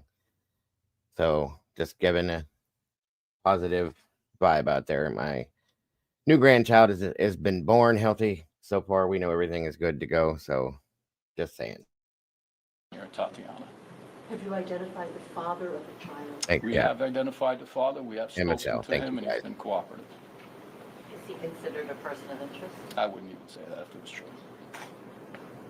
Welcome, Tomboy, and the bird. He did not. They do believe that they solved DB Cooper's situation. They're not 100% sure yet, critical, but pretty much, yeah. Thank you guys, all of you. Appreciate it very much. Very much appreciate it. God bless you guys. So she was Tanya's relationship with a lot of people, unfortunately, was estranged. Even her family, she was estranged from. So there came a long time when she wasn't reported. If I could have one case solved. I can't. It's hard to pick one, Clifton, because they're all so important to me in my mind. I hate to say it. Thank you very much, Clifton. And all of you, thank you so much for that. Oh my God, you guys, that's a difficult question, bud. Because Summer Wells, it's hard to pick one though. It would be between Sebastian Summer Wells, Maura Murray is another one. The Boy in the Box, yes. See, there's too many of them out there. Thank you, Tomboy. My one case. I mean, it's always been Maura Murray for the longest time. John Bonet was another one too. I'm gonna have to say, Summer. It's a toss-up between Summer and John Bonet for me, and Sebastian. But Maura Murray, if you want to say maybe cold cases, that case there is really, really always been on my mind. It's so hard to pick one, though. It's so hard because they're so all of them are so important, and I have a passion for a lot of them. I do. Maura Murray's case, as far as a cold case, would be the one. Newer, I'd have to say between John Bonet, well, even, Brian Schaefer is another one. See, there's too many of them to pick one, but Maura Murray was one I was really, really obsessed with for a long time. John Bonet Ramsey, Summer Wells, I was very deeply involved in that one. And of course, Sebastian Rogers. So that's the best answer I can give you, bud. Sorry. It's just so hard. It's so hard. And Alicia says, I think for me, I said the boy in a box because I've always had such a reaction to his case. It's just, yeah, no, I get it. I do. I understand completely with that one. That's sad. So sad. Sebastian, so sad. Leave a chat room. Yeah, I get it. And I stay away from that unless there's actual information to put out because it's become such a circus and nothing but drama, Michelle. And I get it. You won't find that here. We won't cover any of that stuff here. Nothing but factual information. And I want him found so bad, you guys. It brings tears to my eyes regularly because of he's so close to my son. He reminds me so much of my son. That, yeah, Miss Sherry's case, Daniel Robinson, that's another one, you guys, that was just so sad, and it makes no sense to me. There's so many, it's just hard to pick one. If I had my top 10, that'd be easier because then I could put them all in, But yeah, and that's another one, Aurora, I want to get into now that you've given me that info yesterday. I'm gonna be looking into that here for one of my next cold cases. Truly. 100%. That's why I don't go anywhere near it unless we talk about it here, because we can talk about it here, Sebastian, without getting stupid and having all the idiocracy coming into it. You know what I mean? Eddie's in the house, late to class. That's okay. You get a pass, brother. Always get a pass. John Benet's, yeah, that one has always bugged me too. Just because there's so many angles and what ifs and what happened type scenarios. So yeah. Tomboy said the dissatisfaction of Flight 370. Okay, that's different. Interesting. You never brought that up before. I have to look into that. Honestly, if the true crime community had access to the files, a lot of these, they probably could. They truly, that's a good point, Clifton. They probably could. If we had actual access to true, which is not our business, obviously. I'm saying if it was something that was allowed and we had access to specific case files, information, evidence, we probably could solve some of these cases, to be honest with you. Yeah, the disappearance of 370. That's interesting. I never looked at that as a cold case. That's interesting. That's a good idea, Tomboy. We'll have to run that one day. It's a crime to an extent because the people are missing. So, you know what I mean? It may not be a crime in the aspect that something bad happened to him purposely, but still, I might want to run that. Thank you for that idea, Tomboy. Clifton, yeah, I can agree with that comment. All the files, yes, all the real information, the factual. If we had the time to be able to sit down and go through it, we probably could solve a couple of these cases. I don't doubt that. A lot of us have knowledge of these things. There's a lot of people in these communities that are retired from law enforcement, from the court systems, things like that. So yeah, I think it's possible. I do, Clifton. It's a good idea. It'd be amazing. It would be amazing. You're right. Clifton's got some good statements out here today, and I appreciate him. That's an interesting thing, Tomboy. You're going to have to remind me of that because I want to look into that. Some possibilities for sure. For sure. Missing by people. And she was traveling with the military and such, so it made it possible for that to happen. I guess that the father and Tanya were not living together because it's so close. They were not living together. Can you tell us why, because it took a year to announce to us that they've been identified? In some instances, agreed. Catching up to do. The needs of the investigation dictated that we withhold that information until we talked to the family, settled their remains, and put them laid to rest. When did that funeral service happen? Within the last month or two. Sorry. Could you tell us exactly? Same here, Michelle. I have a medical background and a true passion for crime and justice and truth. And I think that would allow for some of us to be able to, working with others, to be able to do something like that. It'd be amazing if we had that ability, Where she was located?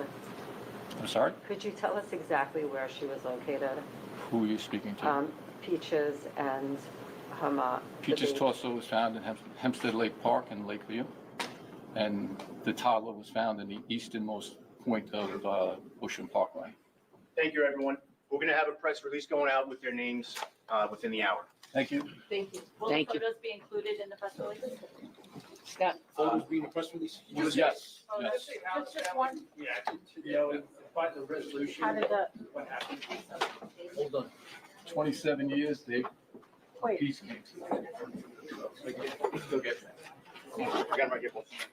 All right, just wrapping up that bombshell of a press conference identifying who was known as Pete. We appreciate you too, Clifton, very much. I like your input, your interaction. I love when you guys interact with what we cover and what we talk about. It means a lot. It does. It shows the passion you all have. And that is why I love this community. And I truly do feel, no matter what anybody says, this community within YouTube is the best community out there, has the best people, the best team. All of you are amazing. And I love this community for those reasons. Peaches for a very long time once her body was found. Peaches is now identified as Tanya Denise Jackson. She is the mom of the toddler that has been linked, maybe speculatively, to the Gilgo Beach investigation. That's right. And the toddler was also identified as Tatiana Marie Dykes, discovered 14 years ago near Ocean Parkway. A toddler believed to be just 2 years old at the time. Very interesting that police almost stopped short of saying that this may not be a part of the Gilgo investigation. They also made it a point to say that. That wasn't from a question. Right. They made it a point to come out and say they are looking for whoever did this, even putting out a $25,000 reward. And to hear about Tanya's military history, as she served in the U.S. Army for 2 years at multiple different stations in the United States, they are hoping that someone may have served with her, may have known her during that time period. Maybe there's a shred of information or evidence here or there that could help them generate a new lead as to who's behind her death. Also, just relating to the Gilgo investigation, such widely different characteristics than the victims of Rex Uerman. Yeah. So obviously, there is still an investigation going on. The IDs were made well over a year ago. Detective Captain Fitzpatrick said that he wanted to make sure that they got a proper funeral with their family, and they did so about a month ago. And you heard about the work that was done to get to the point where they could make the positive ID, working with the FBI, combining DNA evidence with genealogy records over the course of years to be able to get to that point. Nearly 28 years now, they are being able to identify these two people, Tanya and Tatiana. Absolutely, Jess. Known as Peaches and Baby Doe, now identified. We're going to have much more on this throughout the day. This has been breaking news here on News 12 Long Island. Continuing.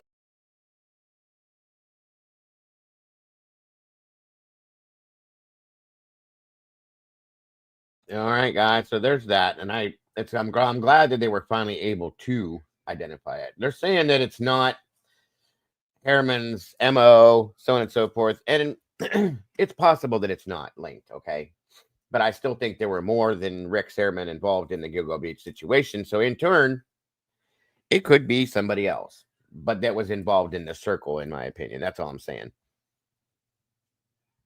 Maybe not him personally, but somebody within the circle that I believe was his circle. That's all I'm saying. But I could be completely wrong, and there is absolutely no attachment to any of that. It could have just been a coincidence that it happened where it did, and so on and so forth. All right. Onward. Let's see what else we got going on. All right.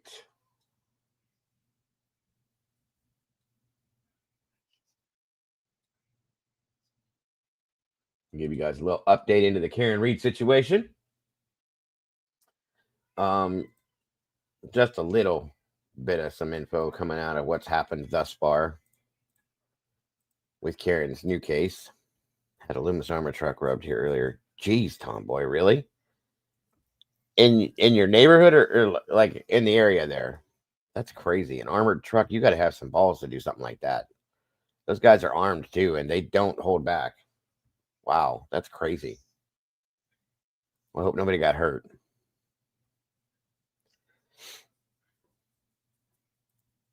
Yeah, that's a good point, Michelle. Very good point. In Dallas, gotcha. Okay. Crazy people out there. All right, let's check this.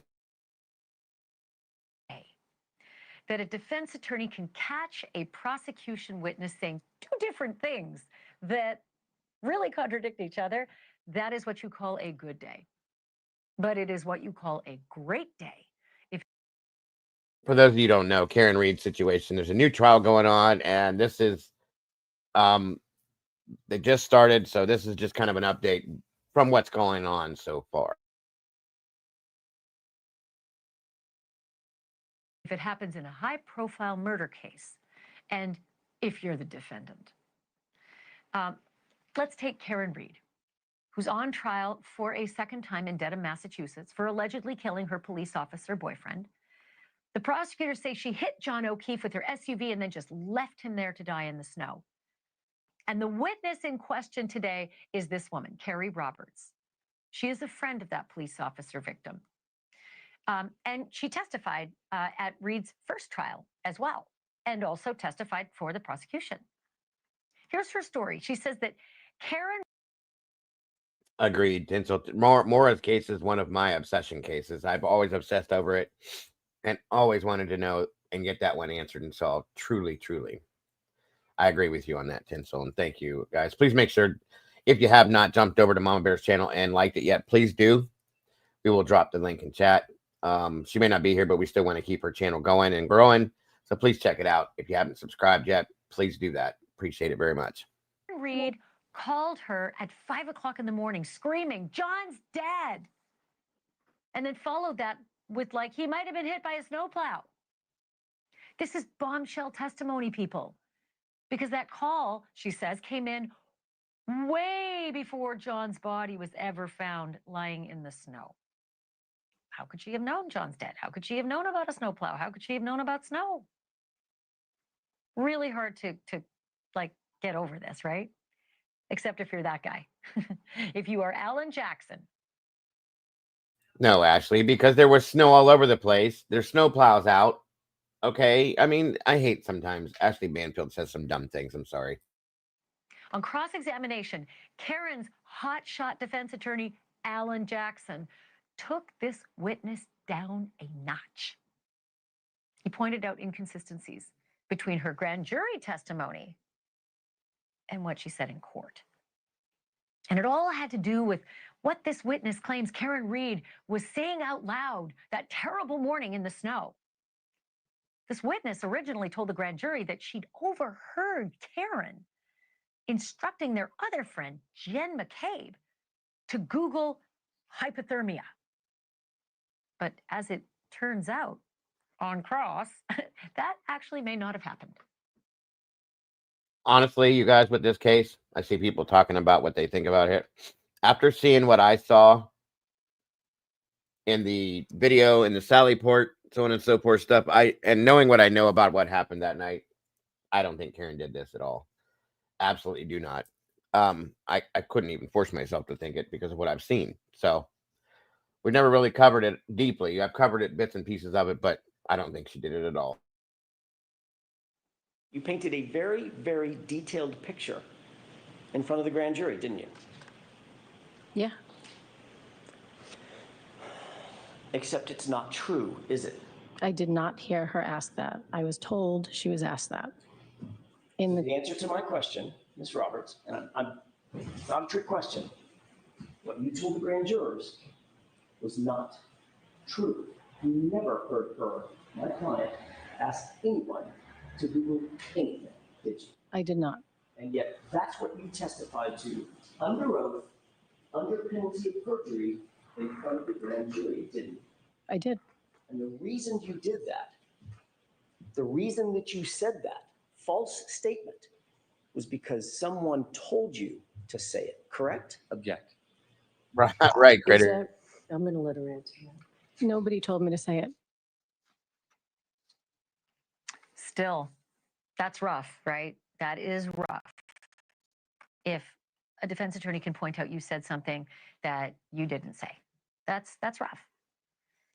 So there was that today, right? Like wind out of sails, the prosecution. And then a little later in the day, the victim's mom, John O'Keefe's mom, she took the stand for the very first time. Her name is... Here's my thought, guys. Okay. She dropped him off. He goes into this house. Okay. I showed the John's arm. He was bit by a dog. The dog was sold. The basement floor was redone in this place twice. The house was sold. They got rid of the dog. They got rid of the house. They got rid of the crime scene. There's no way in hell that from what Karen did in that vehicle that killed him. And mind you, when they showed the broken lens, okay, there was way more plastic that was shown from what came out of that lens. No. It doesn't make sense. She wasn't going fast enough to do the damage to him that was done. Backing up. She would have known. Okay. She'd have felt it. I'm in all due respect, Victoria, I disagree with you, but I respect your feelings on it. Absolutely. It doesn't though. And then you see the video that was put out from what went on in the Sallyport that shows proof that there was corruption involved in that. All these police officers that know each other, you know, yeah, and the arm is absolutely dog bites. I showed that. I lined it up with teeth marks and everything when I covered it that one day. You can tell it was dog bites all the way up the arm there, period. That's all there is as far as I'm concerned, but it's scary to me. It's scary to me. What's up, Kane? Good to see you, bud. Thank you for joining us today. I may do a show on this and come back to it, being that they're doing this and see what happens. Yeah, and it wasn't even snowing that much outside. Okay, there was snow on the ground, but it wasn't snowing that much. And like I said, she would have felt that thud. She didn't. Drunk or not drunk, you still feel something, you know. I'm sorry, I don't believe that she had anything to do with this. Knowing that the Sallyport video is really what kind of threw me into my feeling on it. At one point, it was snowing very badly, yes, but it wasn't at that time, I believe. In my opinion, it wasn't snowing very much at all at that time, I believe. At the time, not that night. But before that, yes, it was snowing like crazy. That's why there was so much snow on the ground. Excuse me. I think it was like spurts of it from the way it was explained to me that was on and off all night. But yeah, it didn't. That's what I thought too. Is it didn't start snowing real strong until after 2 a.m. That's what I thought. That's why I was saying that. What the heck? Oh, that's Kane, dude. Don't be doing that to me. I can't see what you. It took me a minute. Yeah, it stormed after the fact, is what I thought too. After 2, that's what I thought. Yeah, if I'm wrong, I'm sorry. I don't mean to put that out there if that's wrong, but that's what I was always told and understood too. The basement floor was redone. Yeah, but it was done twice. Twice it was redone. Whether it was because they didn't do it right or whatever, but there's no point in that. And then they sell the house. It just doesn't match up with me. That's all.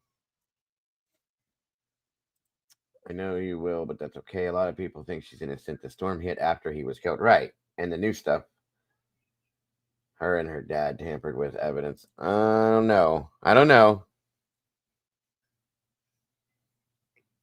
That's what I thought right there, is that she hit the other vehicle in the driveway when she was backing out. That's what cracked the lens, not a body. And again, the plastic on the back of those things, guys, is so hard. It's pretty hard, okay?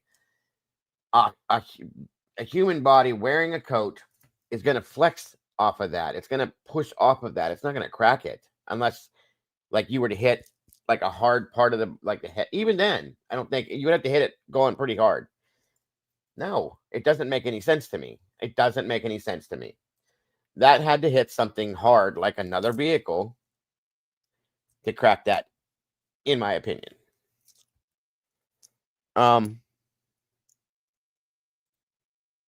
Can't wait to see the info on the temperature change. I believe his body was moved. Yes, I've seen that too. That's me too. That's the only thing I saw. That, like I said, the Sallyport thing, and there was other stuff that, as far as tampering went with and that was law enforcement. And you gotta wonder. Well, we know why it would happen, but yep, bingo. You can see it move. Yeah, I see it, bud. Right. Snow blood should have been drag marks or footprints. Agreed. Good point. Yes, sir. 20 miles. Not even back. Guys, you don't even pick up enough speed backing up in a situation like that, because here's the thing. With what she did, because I believe she backed into that other vehicle, there would have been way more damage if she was going any faster. So backing up, you're going to go max 5 to 6, 7 miles per hour. Okay. There's no way in hell that's going to kill somebody. Sorry. Nor do the damage to John that was done to him. It makes no sense. What's up, Walt? Oh, there was no coat? I thought he was wearing a coat or a jacket or something. Well, either way, not even if there was nothing on, it's going to flex off the body because the body's a softer, okay?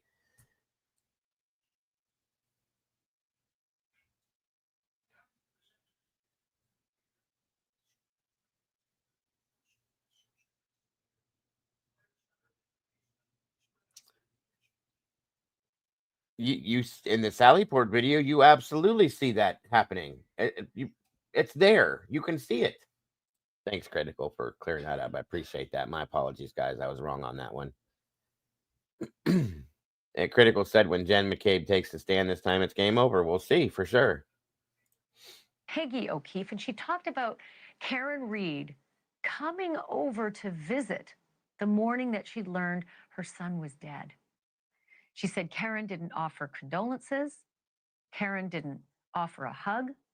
Karen has a different description. Gotcha, Eddie. Thank you, bud. But the prosecutors added that Karen's sole reason for coming over was to get her car the hell out of there, because they say that car was a murder weapon. So I'm going to stop here. I'm going to bring in somebody who's following all of this as closely as we are. Annie Elise hosts the true crime podcast Seriously with Annie Elise, and she's here with me live. Annie, thanks for doing this. So first and foremost, let's just go to that moment on the stand where Carrie Roberts was. And I agree with you that she absolutely, sure, Victoria, but she didn't pick up enough speed, in my opinion. And if she would have been going that fast when she hit that other vehicle, she'd have crammed into that vehicle, not just bumped it. Okay. So in turn, that's not enough speed, in my opinion, to damage a body the way that John's body was damaged. He had the hell beat out of him, and he was attacked by the dog. That's what happened to him. You can look at the bruising and stuff on him and see, in my opinion, with his eyes, okay, his eyes, they got into a fight, and somebody beat the shit out of him. Truly. No, I'm not on Rumble, Kane. I'm sorry, bud. That's what happened. And the dog bites. That's not from a car.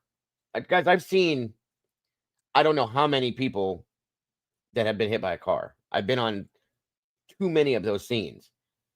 And I've seen vehicular damage done to bodies after they've been hit, backed into, pushed, run over, things like that. I just don't believe it. I don't think she got up to 20 miles an hour, though. That's the thing. Not at all. She couldn't have. In that space, okay? Think about what it takes to get up to 20 miles an hour. There's no way that she did that. And that back end would have been caved in if she was going that fast, in my opinion. Especially with the way cars are made nowadays. That whole thing would have been busted out, not just the pieces that were. So that doesn't make any sense. No, it's okay, Kane. I'll check it out, bud. I'll check it out.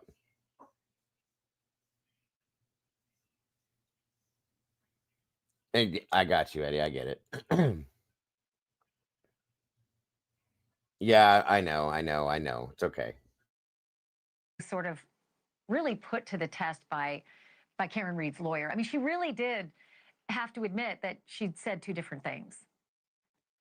Yeah, absolutely. It was interesting because not only was Exactly. he seemingly catching her in a lie and that she had perjured herself, but all through Cross, he was insinuating that her previous statements to law enforcement were colored by Jen McCabe, the same person who he was now insinuating is the one who instructed her to lie to the grand jury and say that she overheard Karen direct her to Google how long hypothermia, when now she's saying she never heard Karen say that. And I think it's very interesting Very too, because he true. brought up, Yes, thank you. okay, well, when you said that in the grand jury, why did you say the words how long? Because we also know of the infamous Google search, how long to die in the cold.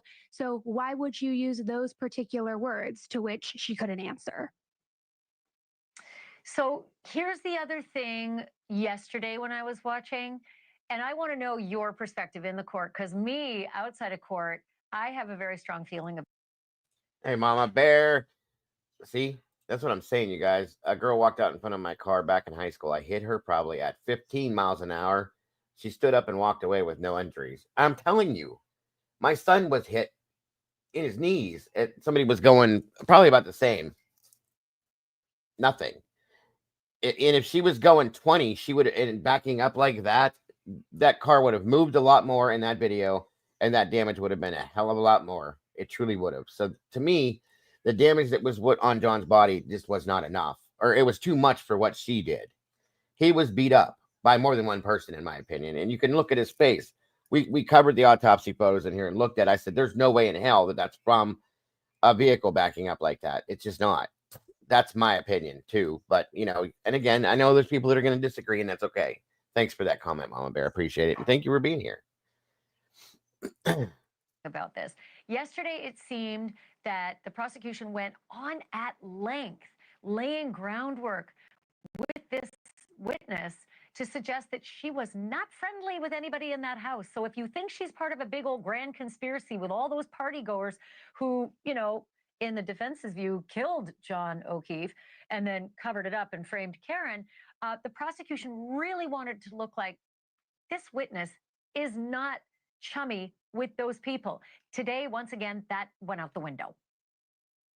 Oh, absolutely. Alan Jackson on cross, she not only was admitting that she and Jen McCabe and some of the others are in constant contact, but it seems like now she and Jen have become best friends since that night in January.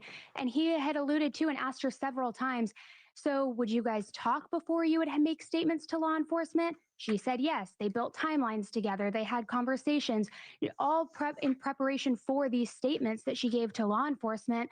And at one point, too, while she was in an interview with law enforcement, Jen McCabe texted her right then and there, too. So again, really inferring that all of her statements and even her testimony isn't that of her own, but more so heavily influenced by Jen McCabe. And it's for the jury to weigh it, right? To decide how much credibility do I give to this and how much do I not? Okay, so I wasn't sure about this. It's always really hard to watch when a victim's mom gets on the stand and has to answer questions, even from the friendly fire, right? That's the prosecutor asking friendly questions of John O'Keefe's mom. And I watched this as she broke down, and I just thought, oh God, as a mom myself. Take care, Aurora. Thanks for joining us. Be careful and good luck there. I hope it goes well. My heart broke for her. I just didn't understand what this did for the kids. Absolutely. I've seen it too. You know, just as much as when you hit a deer, it's going to cause a lot of damage. Okay. And if she were truly to have hit him, in my opinion, going backwards and going that fast with the damage we saw to him, there would have been a lot more damage on the back end of that vehicle, in my opinion. Truly. Like I said, from what I've seen in my experience. Seriously. Case. Did it do anything, or did it just humanize John O'Keefe? I think it was meant more as a strategy to humanize him and to also illustrate that this family has just gone through tremendous tragedy and so much loss. And if you pull at the jury's heartstrings that way, of course, that whole courtroom was emotional. Anybody is going to feel emotion during that moment. But what I thought was interesting is after the prosecution had talked with her, for cross, Alan Jackson was like, I just want, I'm sorry for your loss. I don't want to ask you anything, almost to say like, you've gone through enough, you're grieving. I can't imagine this loss, and no further questions. Yeah, if you're not going to make any points, don't go after a grieving mom. It doesn't do you any good. Okay, last real quick. They want to play Karen's words against her in court. And this was what we've been waiting for. This is how trial number 2 is going to be so different from trial number 1. One of these clips is under advisement right now. The judge is going to decide tomorrow. And it's a clip from the Hulu documentary. When I watched it, I thought, ooh, that is not going to be good for Karen Read if it ever gets played in court. And she's basically imitating that mom that morning when Karen Read came over and they'd all discovered that John was dead. And the words that she uses, and I'm going to imitate it, was sort of snarly. He looks like he got hit by a car. I mean, she's snarling. Karen is snarling. And, you know, this is not going to play well if the jurors see her that callous towards a grieving mom. But do you think this is going to get in? Like, where are we? Or is it 50-50? So, to my understanding, right now it's 50-50. And the reason why the defense was trying to get this out wasn't even necessarily the clip itself. I think that's a piece of it. But apparently, they wanted to play this clip directly after Peggy was on the stand. So, you have this very emotional mother who's grieving the loss of her son. And then you play this clip where Karen is seemingly mocking her in a way directly following that. And one of the big things everybody's going after is Karen's behavior. She comes across a little unlikable at times, a little bit callous. And so I think that is where the big problem lied with this. I do believe it's going to be under review, and we'll see if the clip gets in, but it could be a little bit tough for Karen to have that play and everybody see that. Yep. You really get a view of her hardness, and it's not likable, and you want her to be likable if you're her defense attorney. Annalise, thank you so much for this. We'll call on you again. Really appreciate it. Thanks for having me.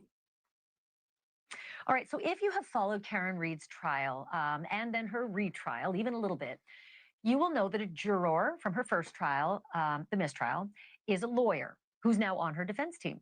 Clearly, getting inside that jury's head is a win in itself, which is why I am so excited about my next guest, because he was also a juror in the first Karen Read trial.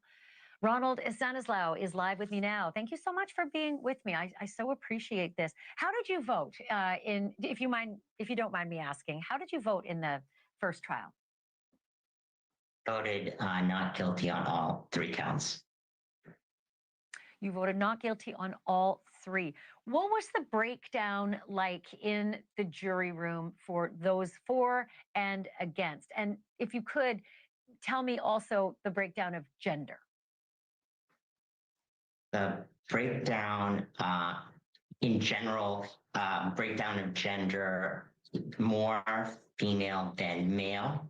And then in terms of the breakdown in terms of, in general, how they were voting, if that's what you're asking, is essentially we were pretty much not guilty on 2 counts. And I guess this is why we're here and we're having this retrial, is because we did not understand the directions very clearly, and that we could individualize or deal with each charge separately.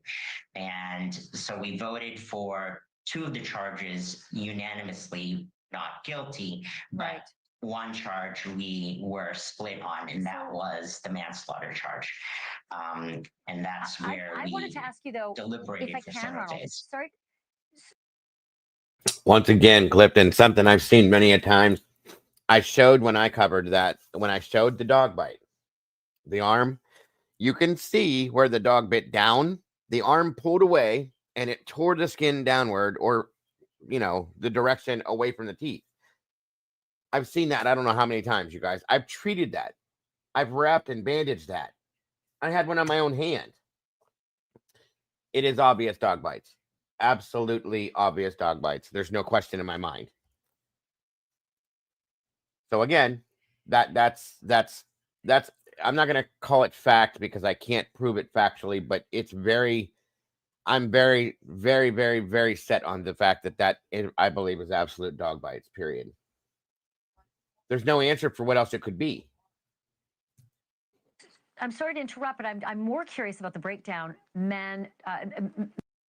The dog belonged to in the house that he was at, so it was I think it was a retired police dog. If I'm wrong, please somebody correct me. I don't want to put that out there. It's not right, but I do believe that's what it was. I can't remember. Was it a retired police dog? Oh, yeah, it was inside the house. Yes. The dog bit him inside the house. And I think, here's my reason why I believe this. I think that when the fight ensued between them, that because when he went back at the person to defend himself, the dog attacked him. That's the dog's owner. A lot of dogs are like that. My dog, I had a German Shepherd that was like that, very protective. I'm not saying that it had to be a German Shepherd, but just saying.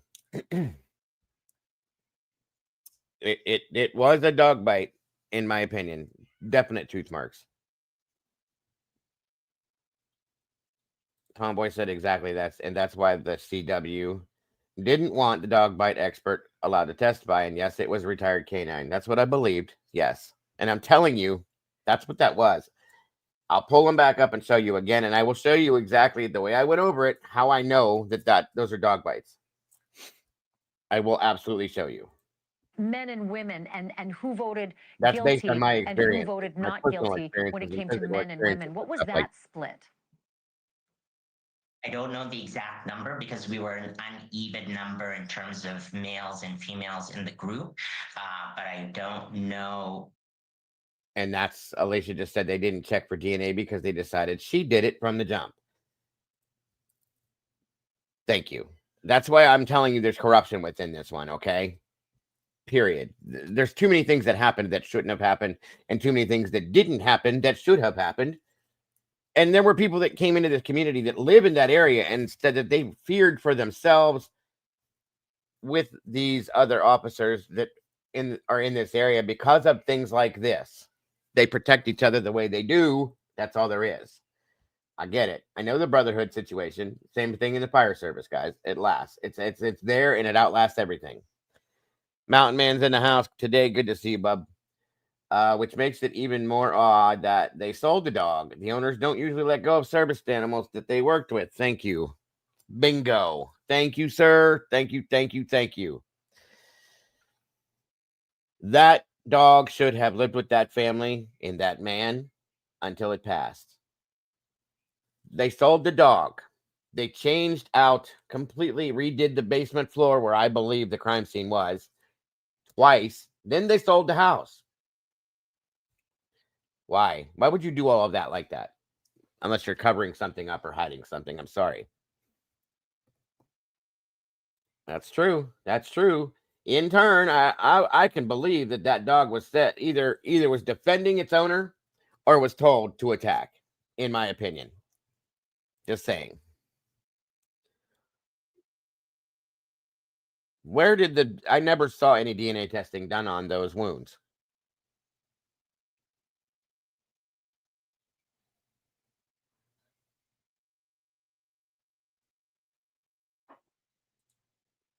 Oh, yeah.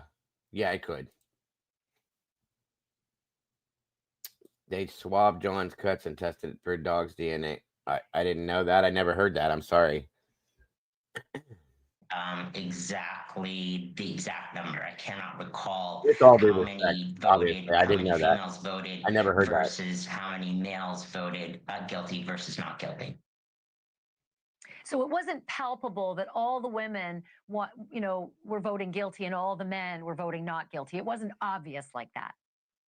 No, it was not obvious. It was not obvious that, if anything, if I were to guess, and again, I'm not 100% sure because we've deliberated on this motion, essentially is that we're about 50-50, if not.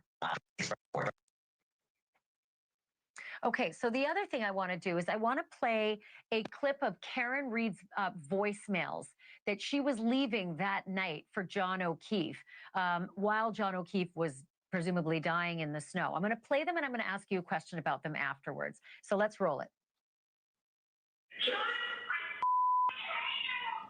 John, I'm here with your kids. Nobody knows what the you want Parker.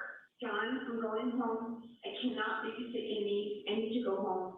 You are using me right now. You're another girl. Kimmy's sleeping next to me. You're a loser. Yourself.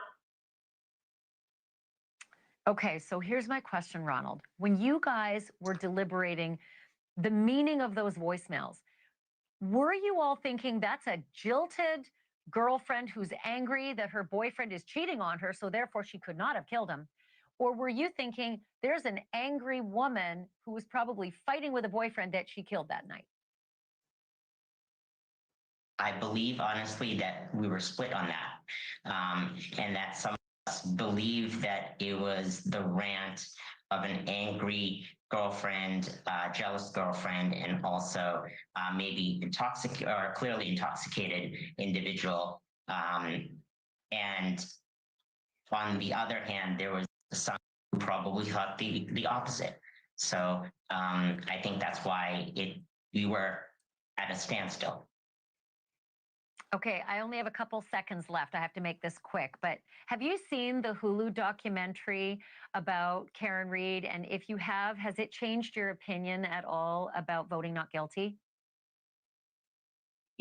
I think it's changed after that, and now they don't know, right? People have ideas after the fact. That's why they couldn't ask us about our vote after the fact as well. So I would not look at it as a testimony per se, but it's now left to the new jury to decide ultimately. Right. You were, so I'm out of time, but you were breaking up. Was that a yes or a no that you'd seen the documentary, and a yes or a no that it changed your opinion of anything?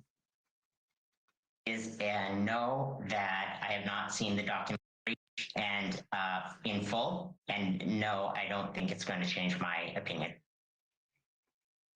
I am so appreciative of your time, Ronald and Stanislaw. Thank you so much, not only for doing your jury Listen, guys, duty, but everybody, also for we're going to have differing opinions in here. Please remember to respect each other's feelings on things. We don't have to agree, and we won't, and that's okay, but we do need to respect each other and what they think and feel on this. You know, that's okay.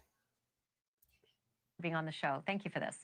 Thank you for watching. Subscribe below and download our News Nation app right now on your phone, and you will get fact-based, unbiased news.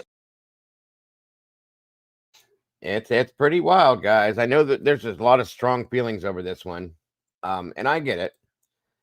Like I said, when I looked at this, I truly, at first I thought, well, she could have done that, fine, until I saw the facts on it and was like, no. And most of the reasons why I have felt the way I have is based on my own personal experiences with situations like this. There's certain things I don't believe in. Then, like I said, I saw that Sallyport video and went, what? That's a problem. That's a big problem. I'm sorry. So, also here, hold on.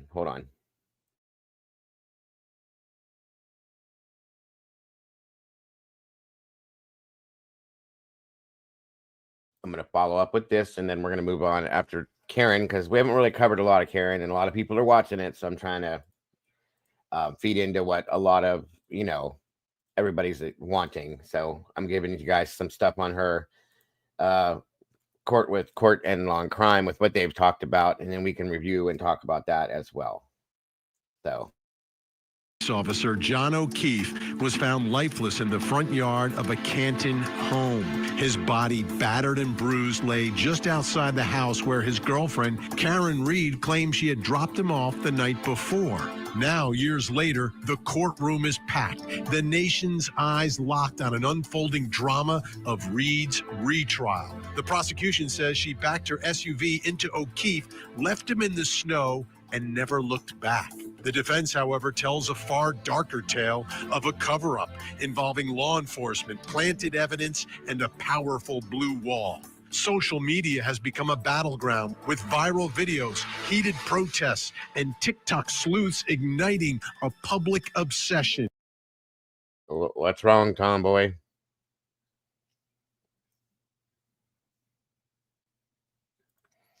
Yeah, that's what everybody thinks happened. I don't see that. Not with what his body looked like. I just don't see that. That's all. And that's, again, like I said, that's based on my own personal experience. What I would expect to see based on what we saw, in the videos and stuff, and what we saw looking at his body. that's my own personal opinion, and you know, everybody has their own.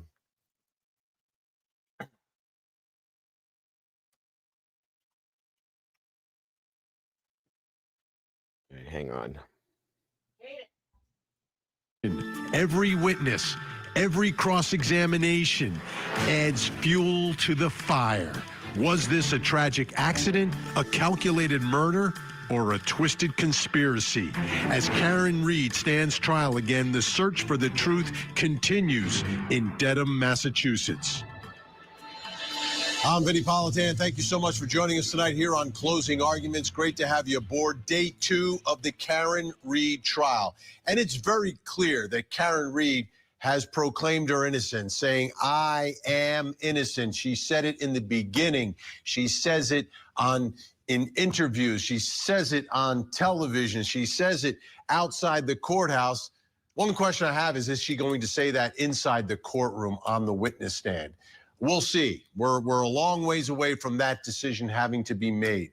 But she's proclaimed her innocence, and she has a lot of support. Now, obviously, we've seen the support from Turtle Boy and all of his followers, the Turtle Riders. We've seen it on social media. We have seen this explosion of support for this woman who no one knew before this case, someone who became famous for being charged with murder. And she has that support. But the most important support for Karen Reed has really been her family, who've been in court every day. They come in with her, they come out with her, her brother, her father. The family is there. And for them, they believe in Karen's innocence. So they believe this is a wrongful prosecution, and they are trying to stop and keep her from having to spend perhaps the rest of her life behind bars. And they feel the gravity of the situation from their perspective. Now, let's take a look at the other side of the court. And we begin with John O'Keefe, of course. John O'Keefe was raising... If she's innocent, Ohana means family. If she's innocent of this, I believe that he was beat by whoever was in that house that he went into that night. Multiple people, and attacked by the dog. That's what I believe happened to him. I absolutely do not believe that Karen did this. I don't. Raising his sister's children. Why? Why was he raising his nephew and niece? He was raising them because when they were 3 and 6 years old, their mother got a tumor and died within 5 months of finding out. And then 2 months after that, their father had a heart attack and passed away. Within 2 months, a 3 and a 6-year-old go from growing up in a happy household with a mom and dad to no mom, then no dad. So John O'Keefe stepped in and he was raising them. They were living with him. He's working as a Boston police officer. Yeah, there's another big problem, guys. They collected evidence in solo cups. Does anybody else see a problem with that besides me? Sorry. He's a single dad. He's got help from his mom. He's got help from other folks. But the bottom line is he was raising these children. So now these children lost mom, they lost dad, and then their uncle stepped in and for years was raising them, and now he's gone. This is another family tragedy now. Think about what this family has been through. Think about the parents of John O'Keefe. You lose your daughter, you lose your son-in-law, and then you lose your son. It's unthinkable. It's unthinkable. So there was testimony today from Kerry Roberts. Kerry Roberts, good friend of John O'Keefe's. I think they went to the junior prom together, then reconnected later in life. The children that John was raising, Kerry was helping. She had children the same age. So, you know, friends, they lean on each other when you have kids of the same age. Can you give them a ride? Can you do this? Can you do that? And you help each other out. And that was the nature of their relationship. So Kerry Roberts was close to John O'Keefe and his family. And when she found out that John was in the hospital, she is the one who had to call the O'Keefes. And she spoke with John O'Keefe's mother. And there was a part of that conversation that she testified to today that really struck me. Take a listen. When they put him in the back of the ambulance, I then made a call to Mrs. O'Keefe. I think I called Mr. O'Keefe first, but he didn't answer. So I called Mrs. O'Keefe and told her John had been in an accident. And she screamed, "I can't do this again." Can you imagine getting that call? It's like, I can't do this again. I can't do this again. And that was a big part of what today was about, because John O'Keefe's mother took the stand and is extremely tragic and emotional and everything else. So let's bring in Court TV crime and justice correspondent Matt Johnson, who's joining us live in Dedham, Massachusetts. He is outside of the courthouse, obviously inside the courtroom. Let's talk about John O'Keefe's mom. I can't imagine what it was like in there and how emotional this moment was for everyone inside. Vinny, nice to see you. It was a very heavy day in court today, very emotional, the most emotional day, maybe even between the two trials. Peggy O'Keefe didn't testify in trial number one, and when she was up on the stand today, I was right behind the O'Keefe family. They were crying in the gallery, and she broke down in tears right away. You could feel the mood just drop in the courtroom. The jurors stopped taking notes. It was just very palpable as she described all the loss in her family, losing 3 children, essentially, her daughter, her son-in-law, and then her son. Take a listen. My daughter, Kristen, had a tumor, a cancerous tumor that she had for 5 months. And she died in November of 13. She had 2 children. And then 2 months after she passed, her husband passed. Oh, I agreed. Michelle said the drama from some of these TV reporters do worse damage. Yes, it's a wicked pissa. That's for sure. For sure. From a heart attack. And then you all know about John. And then yeah, this is sad. This is very sad. I feel so horrible for her. I do. Absolutely. It is. It's heartbreaking to see after everything she's been through. It's just so bad. So bad. My son Paul is over there. So the courtroom, as you know, Vinny.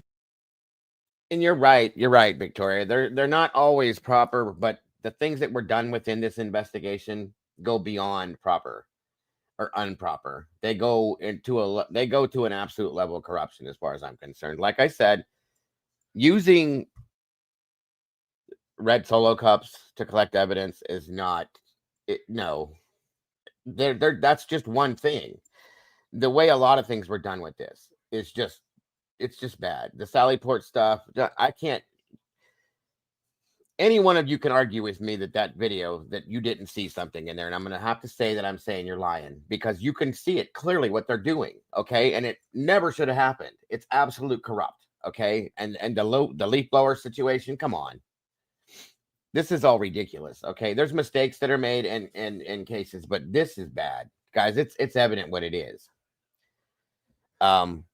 Oh, that's another one. Yeah, a lot of people have not even talked about the fact that Kerry Roberts admitted to lying to the grand jury and on the stand just minutes beforehand. I mean, that's kind of important if you think about it. That's a great point, Tomboy, and thanks for bringing that up.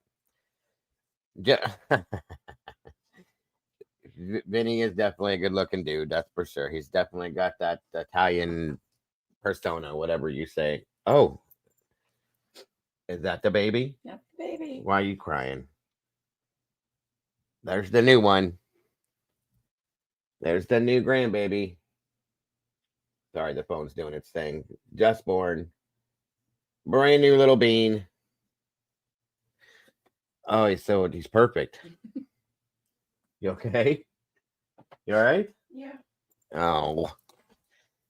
He's adorable. He's adorable. She's bawling her eyes out right now. I'm getting a little teary-eyed myself. Sorry. Vinny, you've been in there. It is very tiny. It's just right up there. The windows face the street here. And it was completely quiet because actually, you know, what doesn't come across on camera, she was so soft-spoken. Everyone is just leaning in, including the O'Keefe family, to hear every word that she had to say. And then I have to tell you this much, you know, she walks off of the stand there. She goes out into the gallery and she's embraced by her family. They're rubbing her shoulders. And you could Thank you, guys. I appreciate that. see Hank Brennan, you know, signal to her that she did a good job. And this is the first witness that we've seen not cross-examined by Alan Jackson or the defense team, Vinny. And like any case, and we talked about this beforehand, that in the first trial, you know, the role of John O'Keefe, there wasn't that human factor. Like, yeah, his brother testified, his father testified, but I think Mrs. O'Keefe really made us feel the gravity of what the family has been through. And I think it's important. It's important. It's part of the story. It's part of this case. Okay, now let's talk about the first witness of the day, Kerry Roberts. What can you tell us about Kerry Roberts? Well, essentially, she's one of the star witnesses of the Commonwealth's case, right? She's one of the 3 women that discover victim John O'Keefe. Kerry Roberts is with Jen McCabe, who is with Karen Reed when they discovered John in 2022 on the lawn of 34 Fairview. Well, it turns out, you know, according to testimony today, they've become very good friends since this all took place. In fact, this morning was the last time they spoke. Jen McCabe called Kerry Roberts Thank you, Clifton. God to bless. wish her well, wish her good luck before testimony today. And then it came out the fact that they hung out several days after this incident. Agreed, and they Michelle. wanted to get their story straight, or at least build a timeline. Listen to this. Isn't it true that you were next asked by Mr. Lally in front of the grand jury, quote, what, if anything, did she, Miss Reed, ask Miss McCabe while they were sitting in the back of the cruiser that you heard, end quote? Remember being asked that question? No. You were so detailed that you talked about where you were standing next to the cruiser open door, correct? Yes. What the others were doing, holding hands and praying, is that right? Yes. And the actual words used, you were as detailed about all of that as the actual words used. She asked her to Google hypothermia and how long, and then you stopped, Google hypothermia, end quote, correct? Correct. You will agree, at least for that purpose, you painted a very, very detailed picture in front of the grand jury, didn't you? Yeah. Except it's not true, is it? I did not hear her ask that. I was told she was asked that. The answer to my question, Ms. Roberts, and I'm Welcome, Miss Lacey. Thank you for joining us today. Appreciate it. not a trick question. What you told the grand jurors was not true. You never heard her, my client, ask anyone to Google anything, did you? I did not. And yet, that's what you testified to under oath. There it is. Under penalty of perjury in front of the grand jury, didn't you? I did. Okay, so that was. There it is. And that's not okay. There's point. There's point. She lied. Why? You see what I'm saying? Just saying. One of the 2 big bombshells from that. Okay, just so everybody knows, not to be weird, but this guy's creeping me out. He looks like a vampire. Sorry. I had to say that. It was driving me nuts. That cross-examination, and then how it left with Alan Jackson pointing. Thank you so much, CZ. Prayers for your new grandchild. Wishing you beautiful memories together and bunches of blessings. Thank you so much. I appreciate that. Out the fact that she made this statement and stopped herself in prior testimony saying that the defendant asked her to Google how long and then stops right there. So that's going to come back when we get to the whole Google search with Jen McCabe, which is so critical for the conspiracy theory and the third-party culprit defense that the defense wants to put on. Right, because if you have 2 people saying that, oh yeah, she was asked to do that Google search. It's much stronger than if the only person who says that she asked for the Google search is the person who did the Google search. Then it becomes sort of Karen Reed and the defense versus Jennifer McCabe versus, as opposed to being Kerry Roberts and Jennifer McCabe both saying that. And that's fascinating, the way this relationship developed between these two. And as I recall in the first trial, Kerry Roberts wasn't even cross-examined, was she? I don't remember that. I don't remember, but nothing sticks out from her testimony. But yeah, you know, I think that whole establishing a timeline before they speak to authorities kind of plays into the defense with, were you told to insert how long, or did you stop from saying that? Yeah, a fascinating development. I thought important testimony on direct, but the cross-examination did do some damage.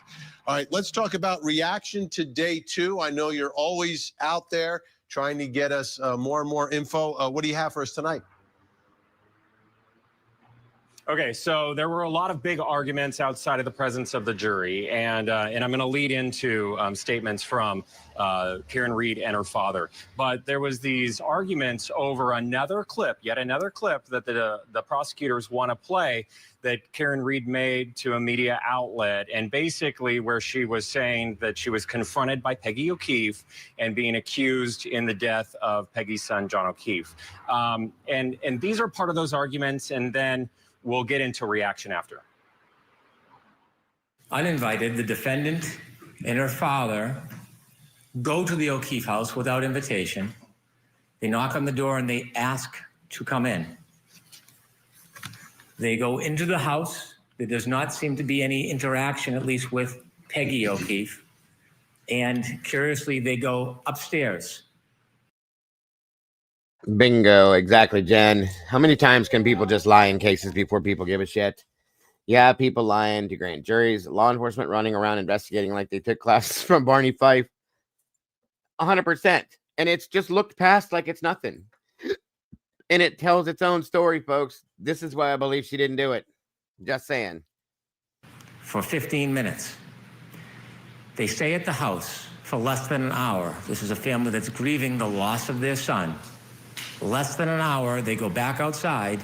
Instead of leaving in the one car, they take the alleged murder weapon, they get into 2 cars, and they drive away and remove the Lexus with the broken taillight from the scene. That is clear consciousness of guilt evidence. I don't agree with anything Mr. Brennan just said. It doesn't go to consciousness of guilt. As a matter of fact, I think it very clearly shows the opposite. But okay, so there's no objection. So there wasn't an objection until I said, is there any objection to this? And then you all came to sidebar. I mean, they were just going to play. So there's no objection to the first clip, right? Yes, correct. So it's the second clip when she really says, some have described it as with attitude, when she describes that interaction with Peggy O'Keefe that Peggy testified to never happened. We'll find out if that's played tomorrow, but he wants it. That was his argument for consciousness of guilt of what was going on in the household after. So outside the courthouse here, we spoke with Bill Reed, Karen Reed's father, and he was asked if upstairs, were they deleting any of the ring video from John O'Keefe's home? He said no. He said that he wouldn't know how. But he also said this. Any reaction to day 2? Quick comment about today, Bill. Thought it was a good day for the defense. I mean, you saw the cross-examinations yourself. Looks like the beat continues. We've got a fabulous team. We've got a command of all of the evidence now from grand jury's prior testimony, and you just hear there's so much lack of consistency, and just feel so hot and so strong about it for our daughter. And such an amazing, talented team, these lawyers. You think you'll be called to the stand? I hope so. He said that he hopes that he's called to the stand when he answered my question. And Karen Reed, I asked her, you know, the reaction to day 2. She just basically said she felt that it was a good day, And she said that the defense team is tired. Well, we do know that they work late into the night in their war room, as they put it, at a hotel in the Boston area. And then they're back at it. And we're going to be back here tomorrow. We'll be in the courtroom to bring you more reaction, Vinny. Well, Matt, if they're tired, maybe they should stay at a hotel in Dedham and get rid of the 45-minute commute in the morning. You save an hour and a half. You get some extra sleep. But anyway. It's really nice. Yeah, exactly. Yeah. Matt, thanks so much. Let's bring in our live think tank in studio tonight. Criminal defense attorney, entertainment attorney, former assistant state attorney in Miami-Dade County, and former assistant DA in Atlanta. And he's an actor. Daryl Cohen, also with us, criminal defense attorney, law professor Meg Strickler, and national trial attorney Michael J. Furr is with us. All right, great to see everyone. Thank you for being here. Is anyone bothered by two prosecution witnesses who were spending all this time together prior to telling their stories? We're talking about Jennifer McCabe and Kerry Roberts, and all of a sudden we're finding out that Kerry Roberts is saying things to the grand jury that weren't true. You know what? I mean, as you know, I'm kind of on the fence on this case, but the fact that they're friends or became friends, I don't have an issue with if they're... That I did hear. I did hear that now. Thanks, Victoria. Yes. That was in the testimony from the first trial. They're not allowed to talk about the first trial. The judge already got on the Commonwealth's witnesses for speaking about it, and that's true as well. Friends. No.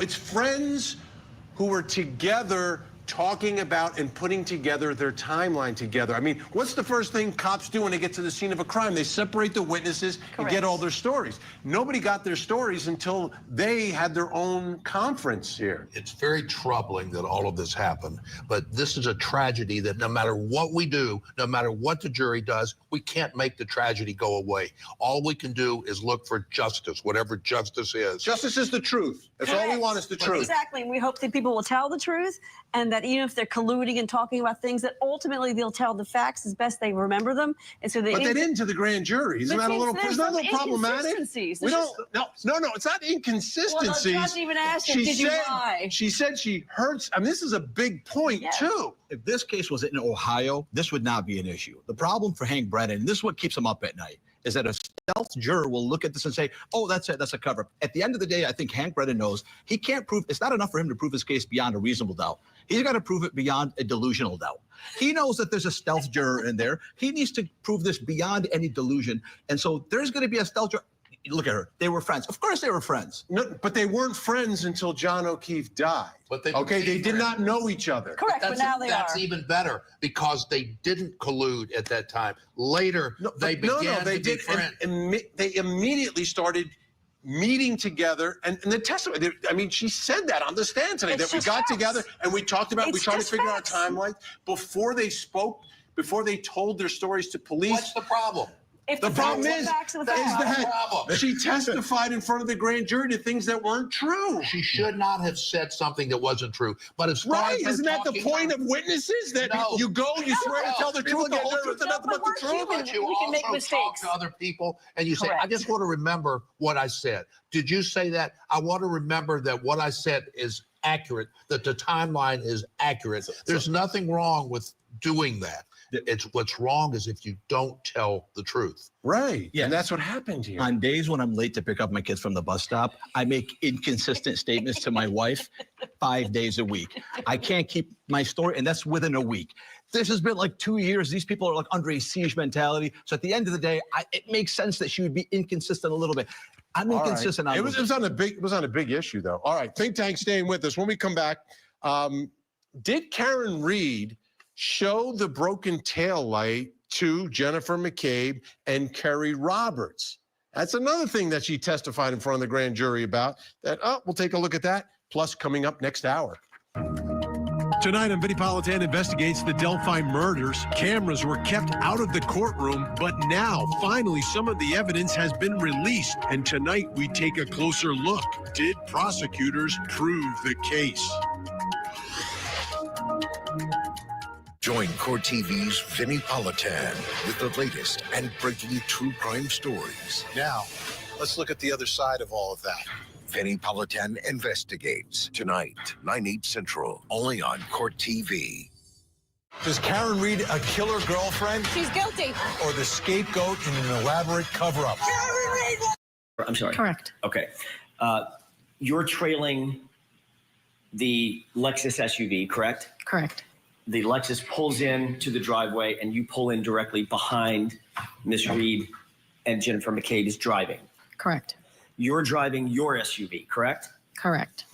You've previously testified that when you arrived at One Meadows at that moment, that once that SUV, the Lexus SUV, had pulled in and you pulled in behind the Lexus, you got out of the Lexus, sorry, you got out of your SUV, they got out of the Lexus, and that's a point at which Karen showed you the back of her taillight and said something to the effect of, do you think I hit him? Do you think I hit him? Oh my God, do you think I hit him? Do you recall that? I recall saying I didn't know if it was when we were coming or going, but she did point out the taillight. All right, this is a big deal. This is a big deal. We're talking about when Jennifer McCabe, Kerry Roberts, and Karen Reed come back to John O'Keefe's house before they go to 34 Fairview and actually find John O'Keefe. There's two cars. Karen Reed's SUV is in the front. Theirs is in the back. And the testimony from Kerry Roberts was, we got there, we got out, and Karen Reed showing us the broken taillight at that moment. I want you to watch more of the cross-examination by Alan Jackson, because this is a big deal. It's when was this taillight broken? How broken was it? And who actually broke it? So let's listen.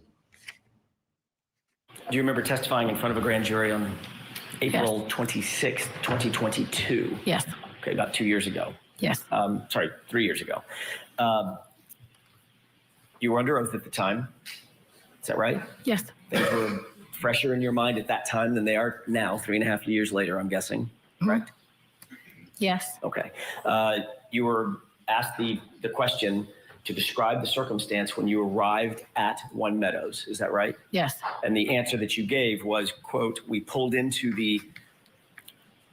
it's a driveway. There's two cars and then two cars, and then a single. So John's car is there. Karen pulls in and I pull in behind her.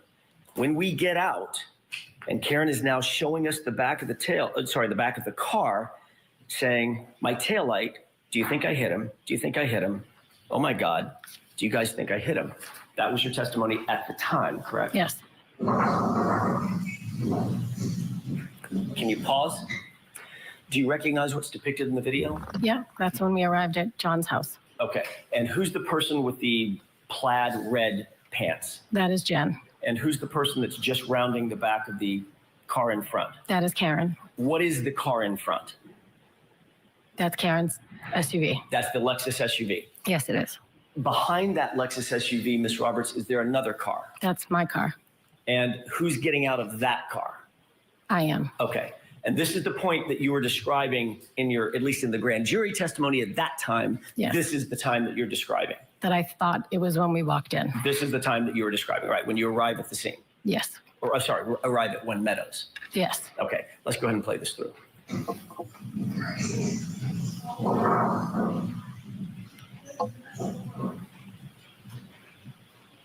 Okay, you can stop it. And you can bring the lights up. You saw the interaction between all three of you and the vehicles, correct? Yeah. At any point, did anybody stop and take a look at the taillight or the rear end of the car? Not when we were entering the house like I thought, but when we came out. Okay. And there's no video of that? I'm sorry? There's no video of that?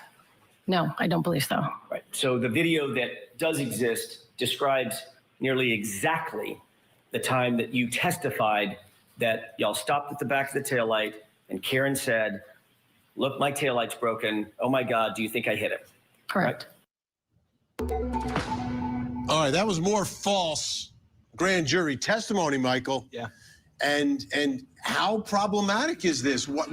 And by the way, the moment that she's describing just happens to be the moment that's not captured on video. I don't know where that video went. I'm going to be excoriated online for saying this. I just think this is a fugazi. I don't think it's anything. I'll tell you why. Because at the end of the day, the broken taillight showed up somewhere. Where? Around John O'Keefe's body, in his clothing, right? So at the end of the day, that's where the taillight ended up. In terms of her testimony, it makes sense that there would be some inconsistency. It's 5 o'clock in the morning. All of them were drunk, except for Kerry Roberts. And so to me, it kind of fits. Okay, you're saying inconsistency, but I just want to point something out, Daryl. I know you're chomping at the bit, Daryl, but I got to show you one more thing.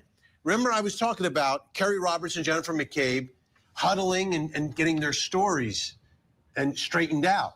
Take a listen to Jennifer McCabe testifying about this at the first trial.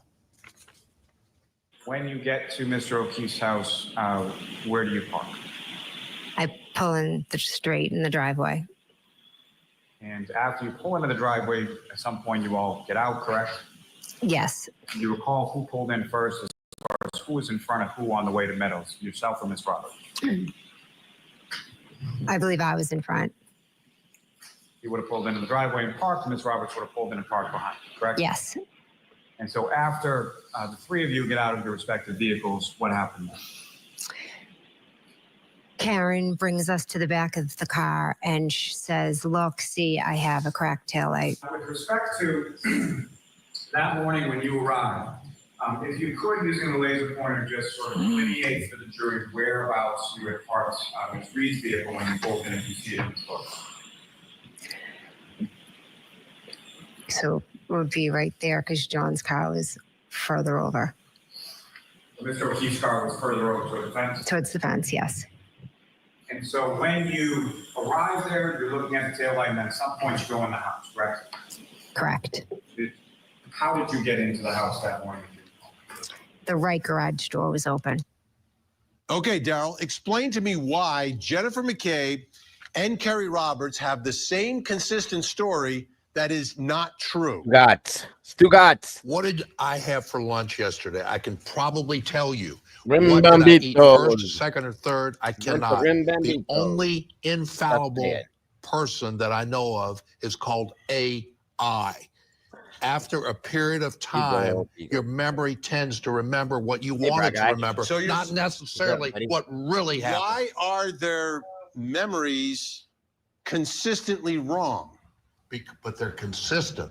They're consistent with one another, like two people who got together to tell their they story did before that. the Feel better and heal up. But where was that video on the first trial, number one? Number two, I think the prosecution does have a huge hurdle in this case because now there's so many statements from the first trial that they can now use here in addition to grand jury testimony, witness statements from when it happened. Why are two crucial witnesses both testifying to facts that aren't facts? But when you watched and this it, is a big deal. This is the tail when light. you watched it today, I thought it would have been a good plan for the witness, Kerry Roberts, to explain herself. That she should have been more prepared to know how to explain herself. And then it would have been more credible. I'm going with you on this one. It would have been more credible that she didn't go and be consistent or inconsistent or whatever. I don't like witnesses who don't tell the truth in front of the grand jury.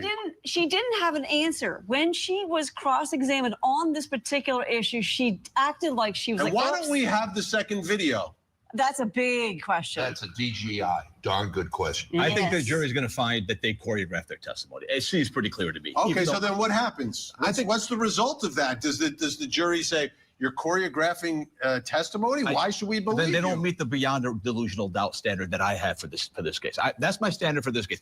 Hank Brennan has to prove his case beyond a delusional doubt. Beyond a reasonable doubt isn't going to. If this was in Ohio, New Jersey, Texas, she'd be convicted. But this like there's a mass delusion in Dedham, Massachusetts about this case. They're fully convinced that maybe I don't know Santa Claus brought the broken taillight.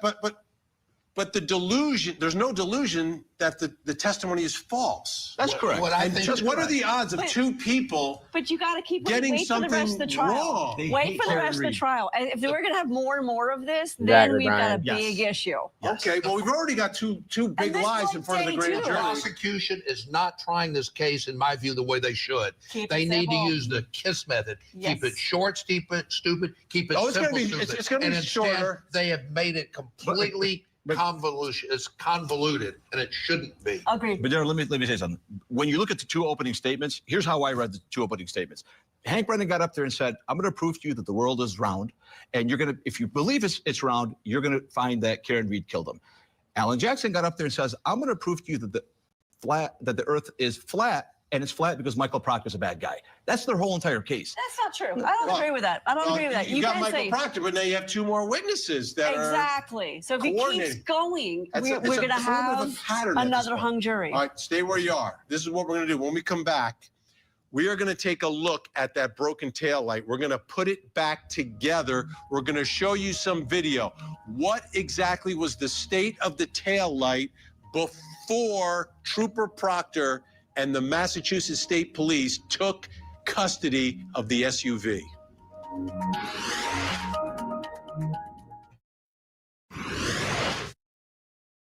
The final reconstruction that you were able to do, correct?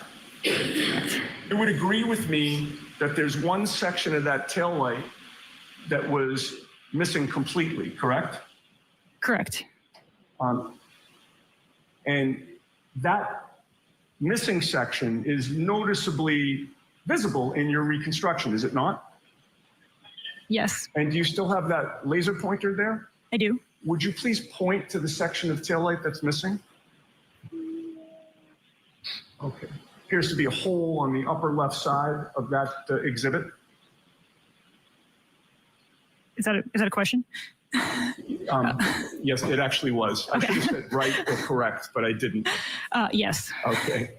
And you would agree with me, and if we could zoom back out, Mr. Bates, you would agree with me that the portion of tail light that you did not have was strictly on the rear side of the tail light, if I can call it that. Human body didn't do that. I am not sure what orientation that goes on to a car. Okay. But in any case, to this day, you do not know where the pieces that make up that hole are or what happened to them, correct? I do not.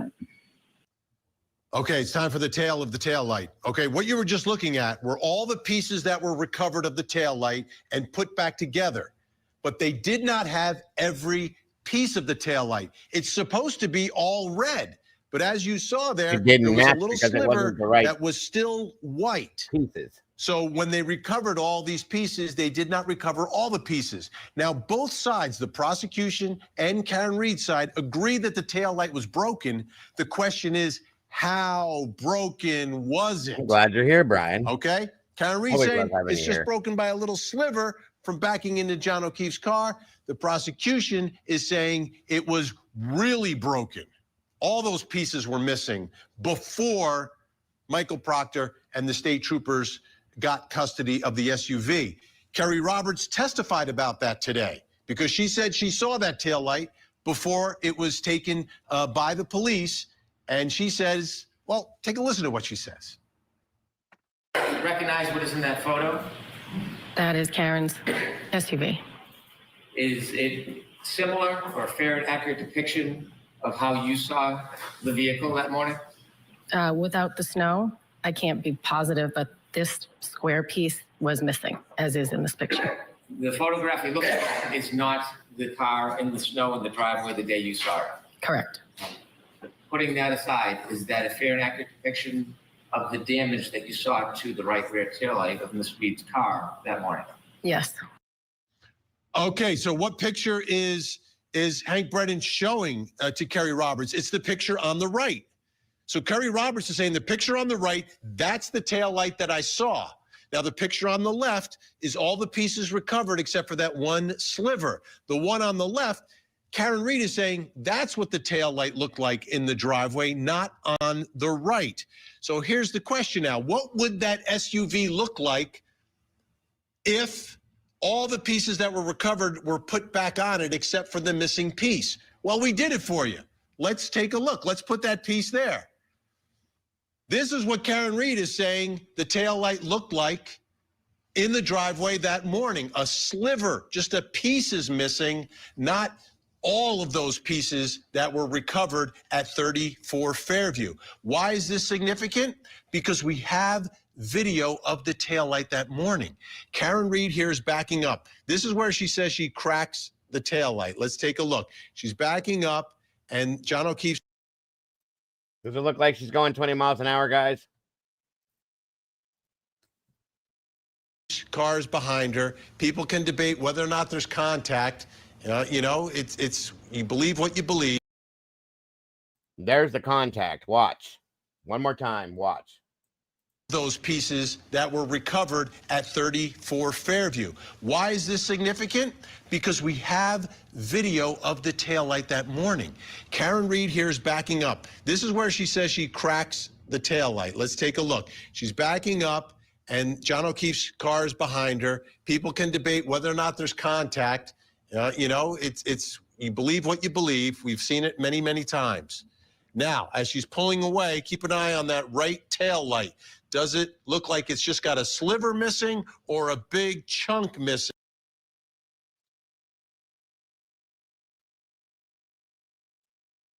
There it is right there, folks. What do you see? What do you see? It's hard to tell by looking at the other side. But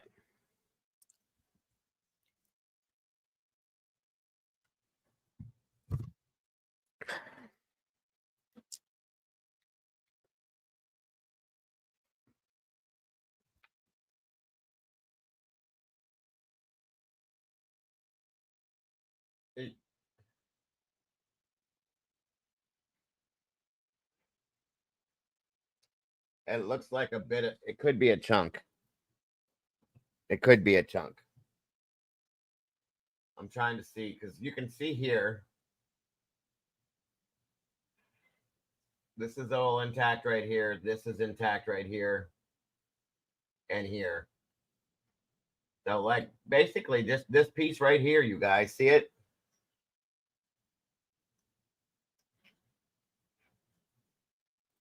Sing.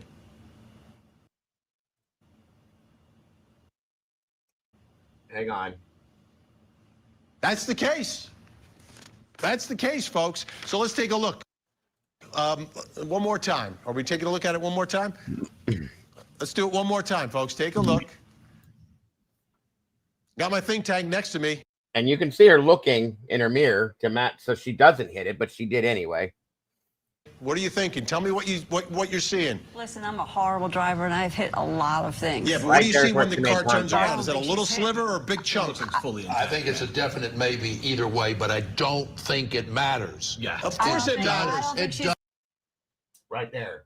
That right there is the piece missing. Right there. See it? I guess maybe that's why she considered it a sliver, because of the way it angles.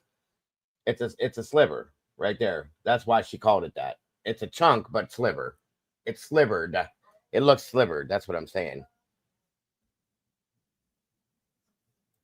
It's the most important thing that matters. There's not much taken away over there.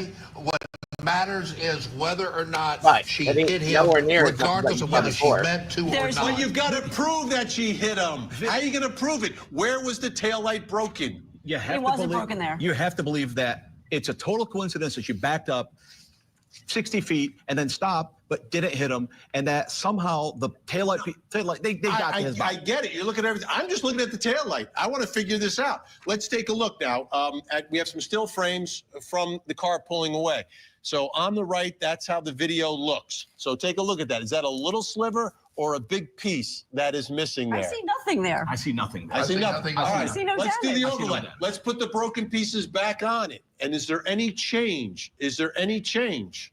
Or does it look the same? Do it again. It's perhaps brighter now that the overlay is there, but I see nothing. I see nothing as well. I see nothing, man. Okay. So let's take a listen now to Karen Reed. She was interviewed, and prosecutors want to use this or using this as evidence, talking about what happened to the pieces of the taillight. Let's take a listen. When my car was seized, there was a few small pieces of taillight missing that I had picked out at John's at 5:45 before we drove over to Fairview. I'm showing Jim and Terry, look what I just did to my light, and I'm worried that there's going to be some kind of electric short circuit. There's like the bulb is showing, and some of the red plastic's missing. So I picked pieces out of the light housing that had kind of collapsed within the light and dropped them in John's driveway. Well, She really should not have said anything. It makes it worse for the whole defense. I mean, here we are, we're drinking. I think I remember what I've said, but maybe I don't remember. That to me is the problem. They were drinking, and what they Where's say. the missing piece? Does anyone know? No, but who cares? In that sense, it makes sense that it would have been. 12 people in the jury box want to know where the missing piece is. Is the missing piece? Why didn't they find it at the scene? And why didn't they find it on the driveway? Blizzard. You have lived in the Northeast. So many things Yes. get lost. Listen, I know her attorneys, by the way, told her not to talk. The fact that she was doing these interviews means she is so narcissistic. She had to have her story. It's ridiculous. It's ridiculous. She did those There's interviews. no way And Ellen they Jackson were would have let her using them do in it. the trial. Can we take a look at that Sally Port picture? I see it's queued up. Let's take a look at that. Can we take a look at that Sally Port picture if we have it? Because this is the picture. Again, this is what Karen Reed, there's that's it put together. How about the picture of it now in the Sally Port? Oh, there's this close. That's a good close-up of the missing piece. Dun, dun, the missing dun. sliver. And it's important. You can say it's not important, but is that what you saw pulling out of the driveway? No. For sure. All right. That's my vote. I think no. she hit him. She definitely hit him. Whether she meant to do it or not is another story. Okay, if that's not what the car looked like pulling out of the driveway, how did all those pieces end up not on her right tail light? Well, that's the $64,000 question, and why we're at trial. I'm going to tell you this again. If she would have hit him based on the damage that we saw done to him, this whole back thing would have been completely caved in my opinion. Okay, all of this here, this is plastic, basically, fiberglass, whatever you want to call it. And this corner and that would have all been damaged, every bit of it. That's my absolute opinion based on my personal and physical experiences within stuff like this. That would have been damaged.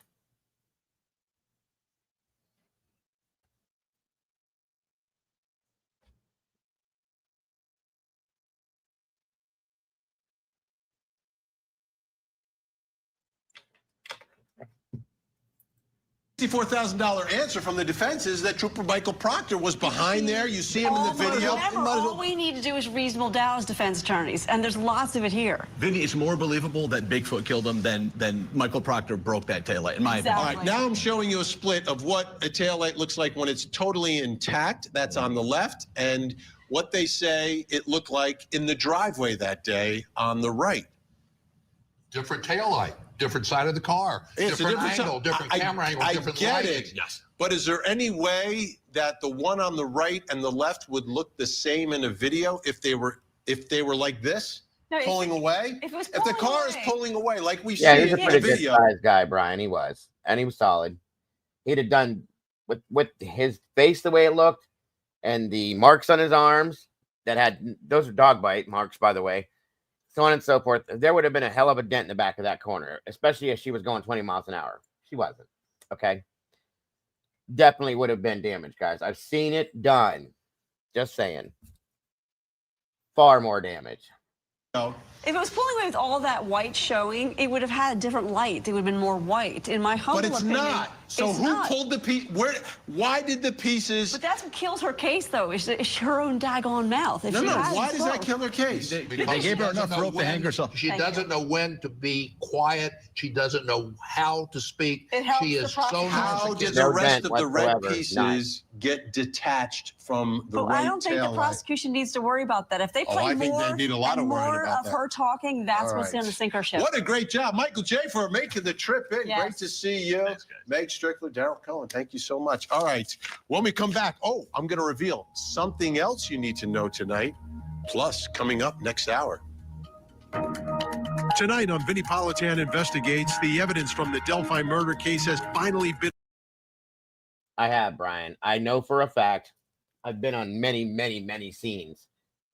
There's no way in hell there would have been a massive, way more damage done to the back corner of that vehicle. Especially, again, the way vehicles are built these days. No. Not with the damage that was done to the body. No. I'm calling bullshit to the 10th power on that. Just saying. Been released tonight. We take a look at Richard. So that's as far as that goes with the Karen Reed stuff, guys. Yeah.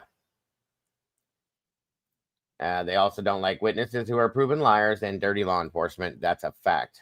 That is a fact. So there's that. Now, moving on to one of our other segments, guys.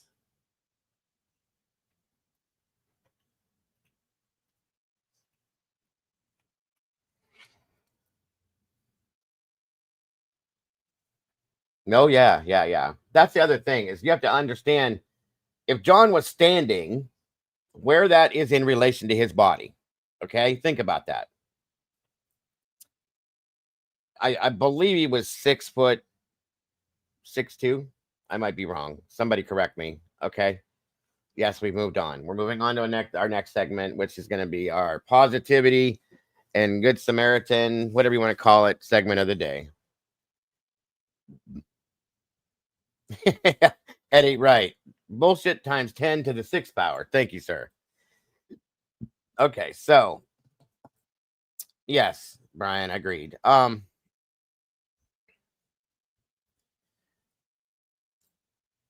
Every day I try to pull out some kind of a positive video for us to review or a Good Samaritan situation because of all the negativity we see on a regular basis.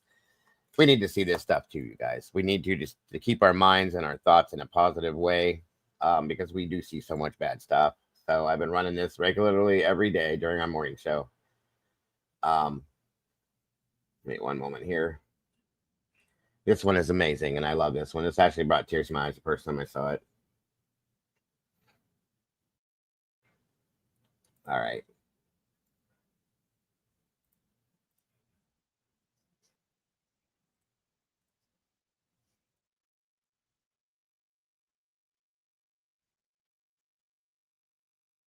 But he was still in an upright position. You have to be standing till he wasn't crawling, Victoria. Okay, he wasn't crawling. He was standing upright, walking. Just saying. And at some point, if that would have been the case, think about his height as compared to where the taillight is. No, it doesn't match. It doesn't work. It doesn't fit. Yes, we're going to cry a little bit. That's okay. It's all good stuff. Yeah, and that's the other thing too. That's a good point. He was already at the house at the point that she had left, you guys. So remember that too.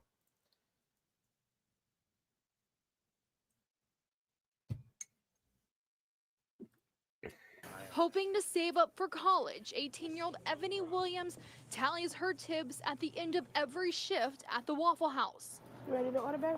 She was working towards her higher education that busy Saturday morning when she met Adrian. He was like, my hands are not functioning too well. He need me to cut his food, so, and I did. Having trouble cutting up his meat, the 78-year-old asked for help. My hands are not up to par.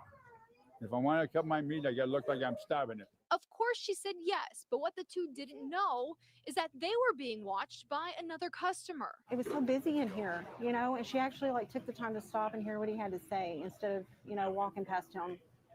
And that just meant something to me. Laura Wolf snapped this photo in the middle of that moment. And they got a fancy picture of my suspenders in the back.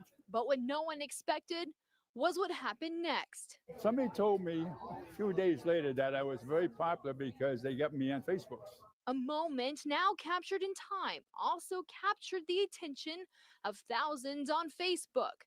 And that sweet gesture was rewarded today with a sweet surprise by the city of Lamarck as Ebony Nene Williams Day. I got my own day. And a $16,000 scholarship from Texas Southern University. I got a scholarship to TSU. A life-changing gift for a tearful teen who still says she did nothing special. No, it's something I do any other day. That's absolutely awesome to me.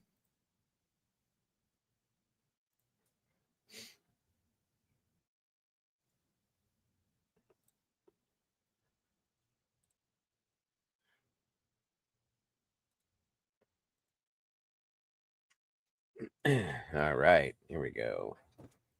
Moving on to the next part of this.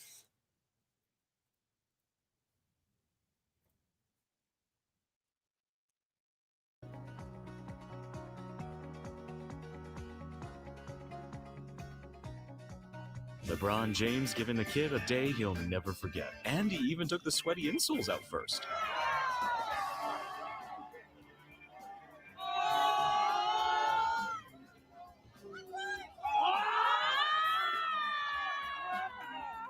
During a hot day, it's important to keep well hydrated, and that's exactly what this good Samaritan is helping her local garbage men achieve.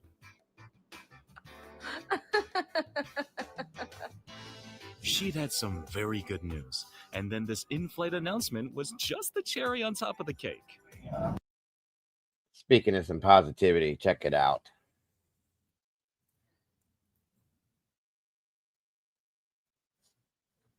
Baby Kaniki taking his first nap.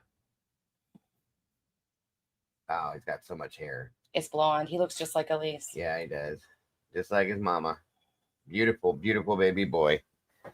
God, he's so awesome. Oh, now he's having his first snack, eating on his hand. How big was he? 7 pounds, 9.5 ounces. Same weight as Kaden. Wow. God, he's so beautiful. That it? Okay, those are great. Thank you, honey. There he is, guys. New grandbaby in the house. I love it. I love it. Love it. God, he's so gorgeous. Very, very special guests on board here today that we wanted to recognize. This is Miss Jessup. Now, one of the things that is very near and dear to the hearts of all of us here in Southwest is the Make-A-Wish Foundation. And Miss Jessup is on her way home. We do, Tomboy. We do. Her Make-A-Wish Foundation trip. Miss Jess is 6 years old, about to turn 7 soon. And she, are y'all ready for this? Has just beaten cancer and is now cancer-free. How do you like that? This little guy is proving that chivalry is alive and well.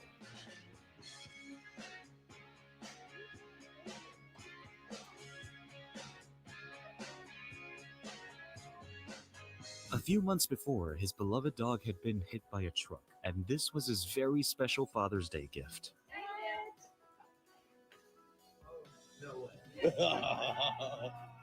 We got you one, Scott.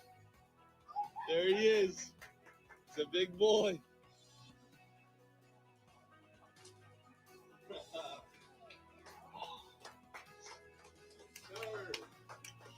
A man in desperate times, fed by the milk of human kindness.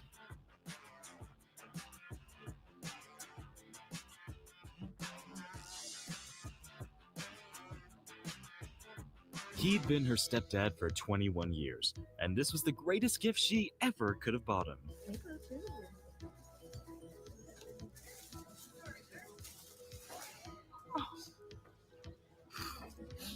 Really, Dad? Happy Father's Day.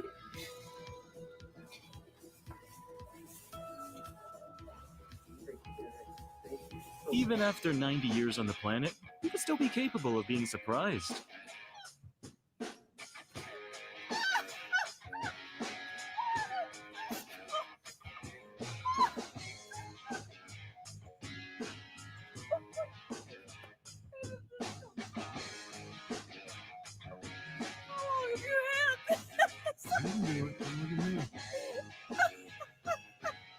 This class clubbed together and raised $400 just to buy their teacher his very first pair of Air Jordans.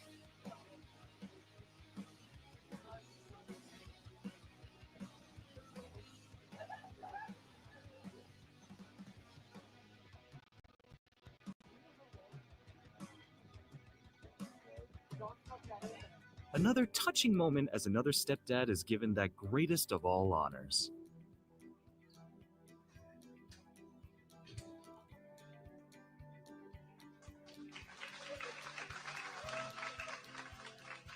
This stray was desperate for many things, but most of all, love.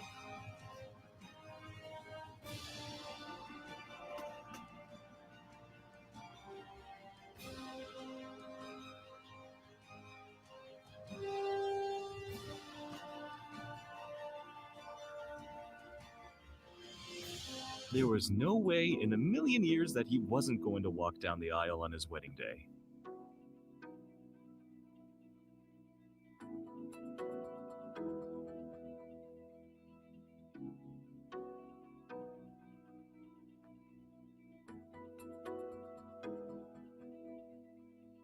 If you can make a difference and you have the means, then there shouldn't even be a doubt in your mind. Take your rent. Thank you. You have change here. Man. Wait, take it up with it. You take food. Yeah, take it. Thank you. You want to be buying? Thank you. God bless you. Thank you. Lani, God bless you. Yeah. Thank you, boss. Wait. Let me see if I have something extra. Thank you. Huh? Lani, 200. Take this fella. Huh? Lani, God bless you. What do you want to do, my brother? For yourself? Yeah, hey, I'm gonna try, boss. Buy some groceries for the cozy. Yeah. Yeah.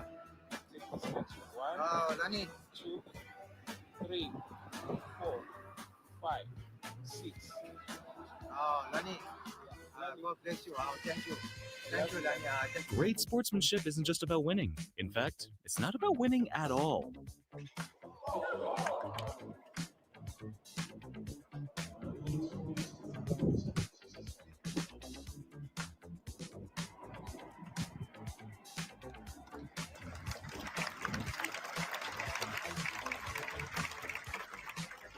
His neighbor's husband passed away a year ago, and since then, he's made it his mission to make sure she's well taken care of.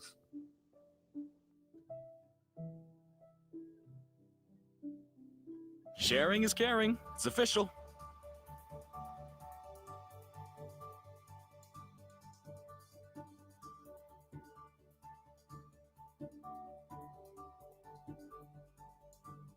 Want to buy your parents a Christmas gift that really makes a difference? How about paying off their mortgage? 4 little letters unto each, and yet you will not find it all. For truly have no words more sweet than home and love. Home. Thank you for raising me in a great home filled with love. Because of all the sacrifices you made to get me where I am, I want our family. I want our family home to be yours. So you can't do that.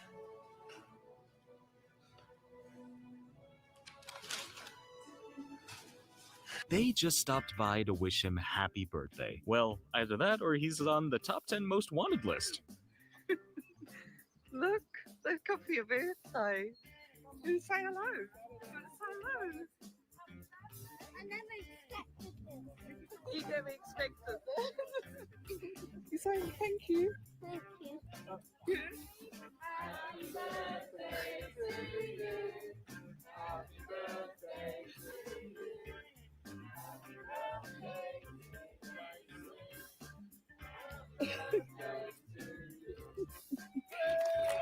Never let it be said that animals are incapable of empathy.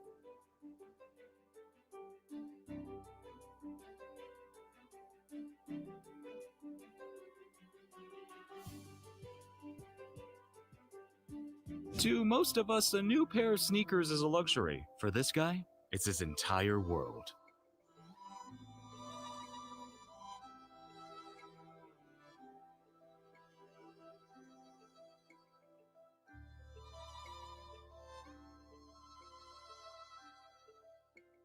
If you're going to share your snack, it might as well be with your 2 best friends.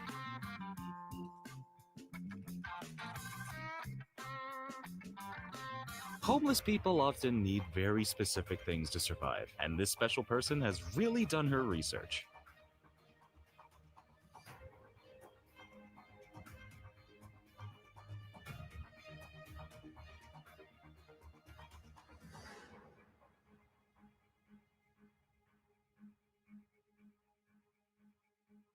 This little girl is starting her training to be the best sister in the world very early. Oh yeah, you're gonna try to unscrew it. Good job. When you have no food, the act of eating itself becomes an emotional experience. I got you. Do you want coffee too? I'll take coffee, try hot chocolate, hot water. Can I have this too? Yeah. All he could do was wait for a party, and so they invited him to join them.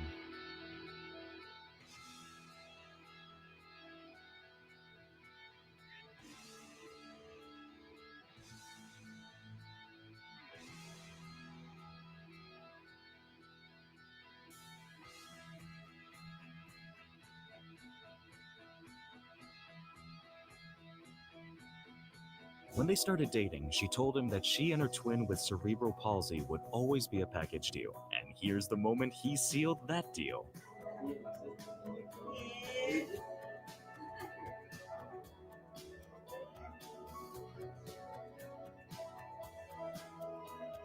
Look at it, Alan. Oh, my God.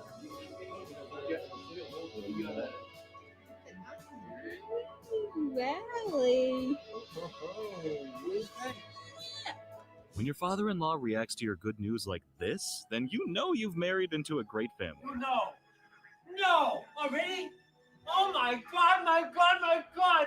Congratulations. Congratulations. Oh my God. That is amazing. That's amazing. Oh my God.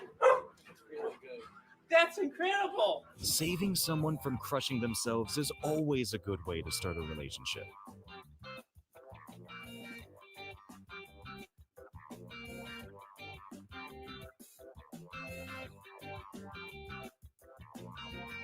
A big moment, and her smile says it all.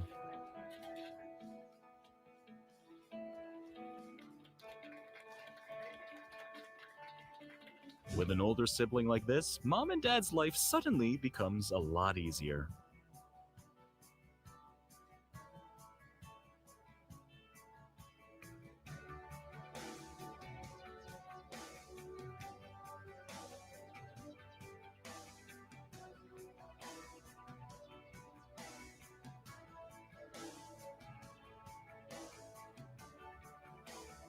There'd be Christmas without clips of people getting puppies now, would it?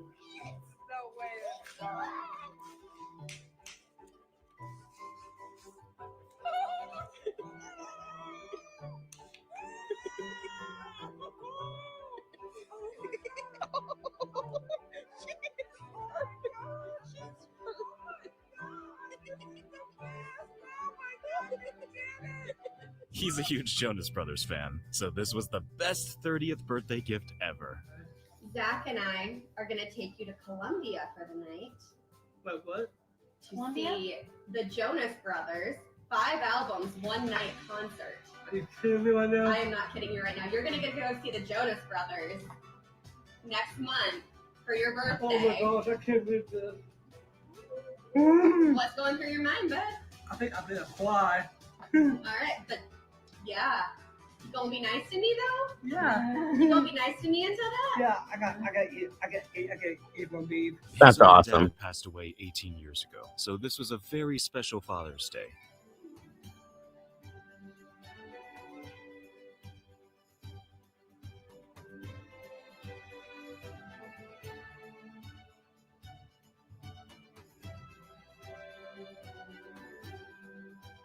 On the last day of school, every single teacher deserved a hug. Thanks, Elaine.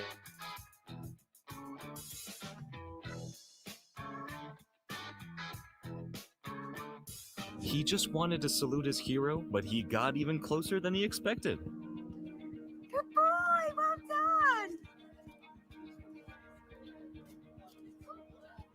Make sure all you guys are wishing Matthew a happy 16th birthday, if you will, guys. That's Miss Alicia's 16-year-old. It was just another day in the hospital. We do Until birthdays in this Rapunzel showed community up to show very, her hair very magic. strongly. Oh my God, she's adorable. Look She how just cute. wanted to give a flower to a stranger, and now she's a baseball player. We do this every day, Clifton, because we all need this on a regular basis. A truly beautiful moment which shows that even the simplest things can mean the world to some.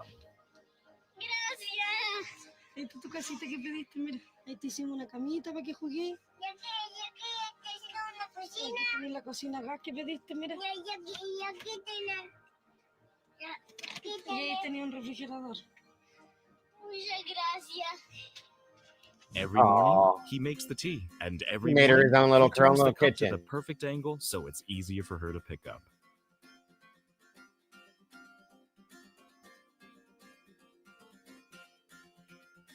Every single year, his neighbor's kids help to shovel snow That's without sweet. ever needing to be asked.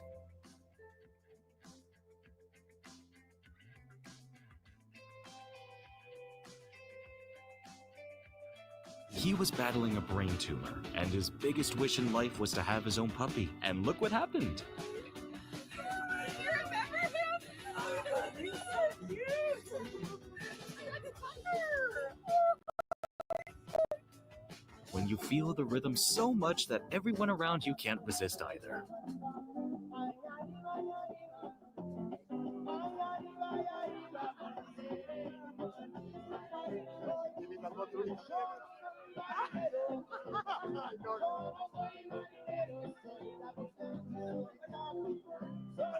A tender moment between Just two hang on. humans. And whoever the person in that suit is, they need a raise and a promotion.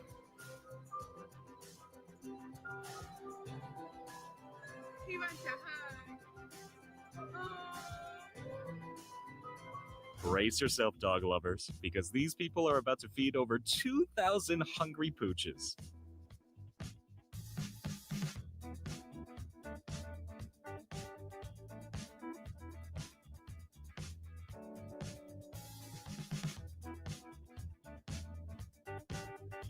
His mom had to service of the ramps, so this skilled after her mom died. And in the middle of a COVID lockdown, her stepdad was still delivering food and making sure everyone was okay. Even grief couldn't stop his innate kindness. This little guy's home was getting smaller by the day, so it was time for a property extension.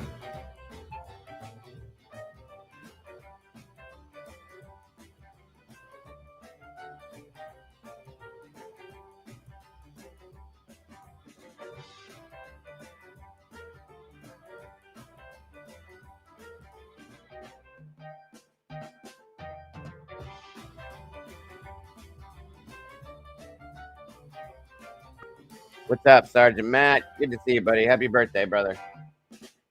Hang loose for a few minutes if you don't The mind. day you meet your best friend is a day that emotions run high.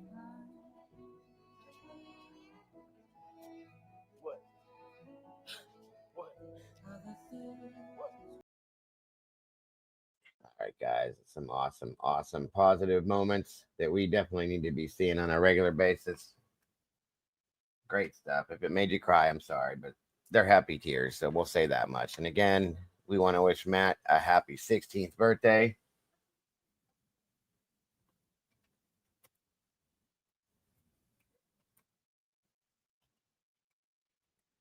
One second.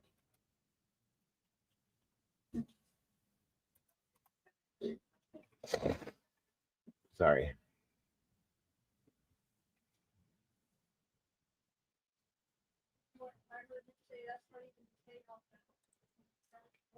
One second.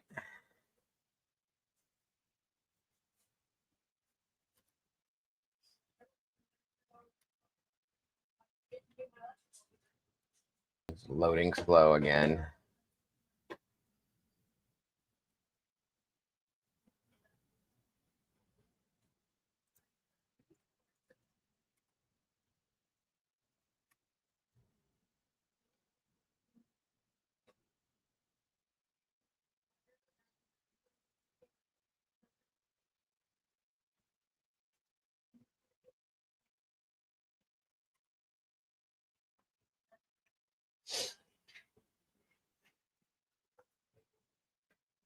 All right, here we go.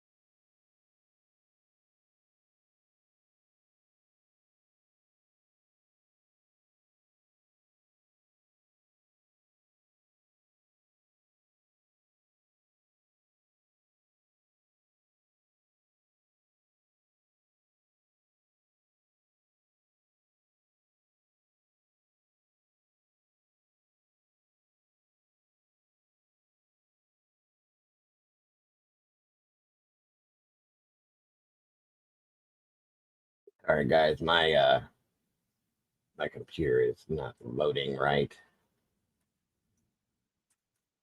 1 second.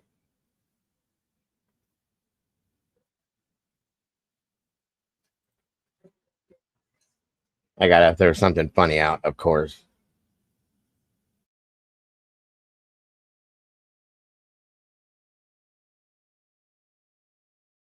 Finally, good lord, it took forever to load it. Here we go. Sorry.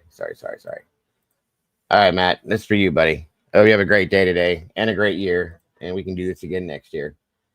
Behave for your mom, please, and enjoy your birthday, brother.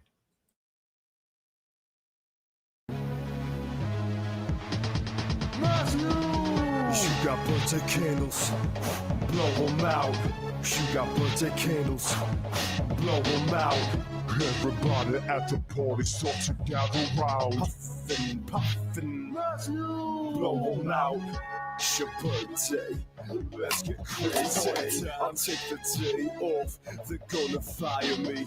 I came up in the tail on the donkey, shaking to the Richter scale. Jobs on party. You got birthday candles, blow them out. You got birthday candles, blow them out. Everybody at the party start to gather round. Puffin', puffin', blow them out. There you go, buddy. It took me a few minutes to put it together to get what I wanted. But I hope you enjoyed it. I hope you have a great day today.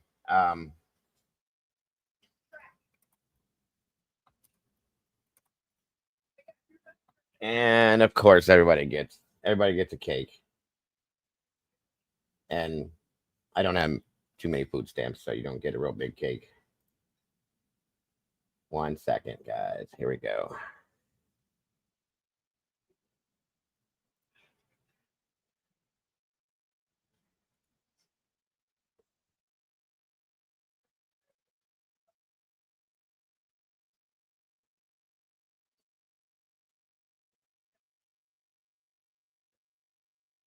There you go. Make a wish.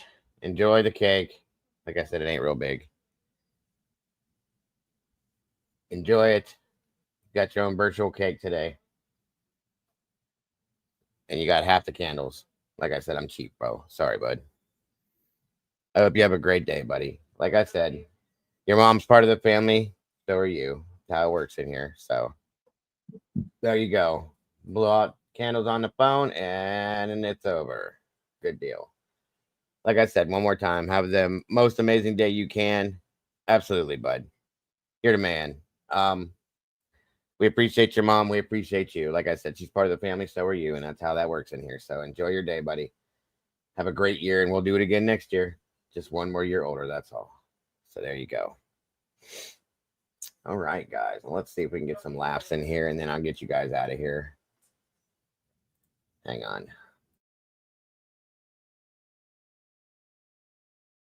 No thanks needed, Alicia. You know better.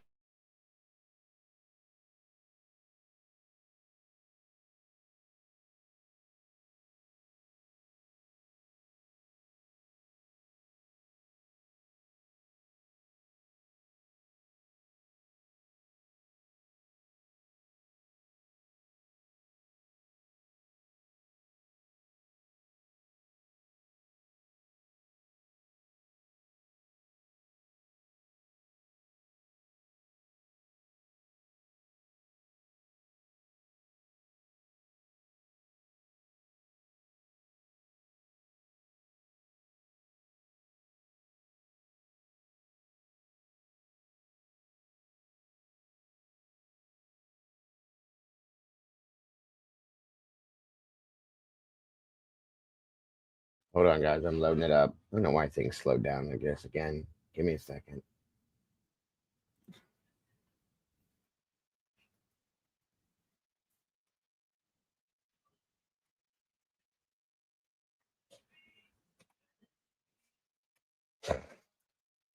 Hey, Allison. Good to see you.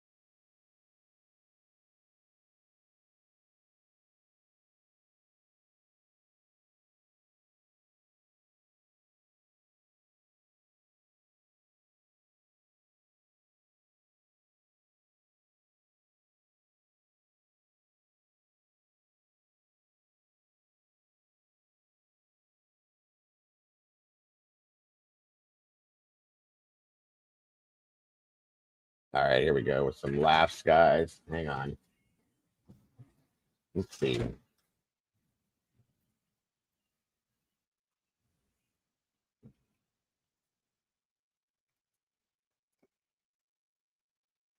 Thank you so much, Suzanne. God bless.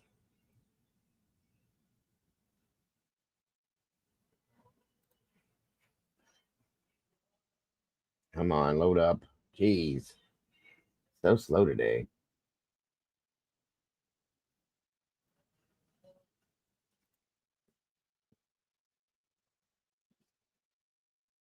Good Lord. Taking forever. Sorry about that.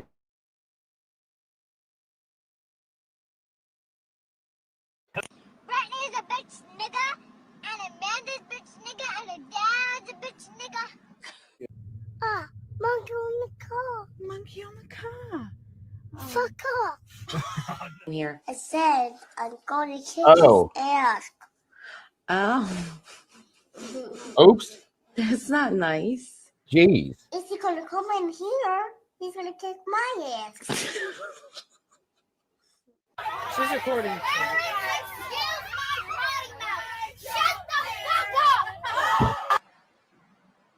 Good God.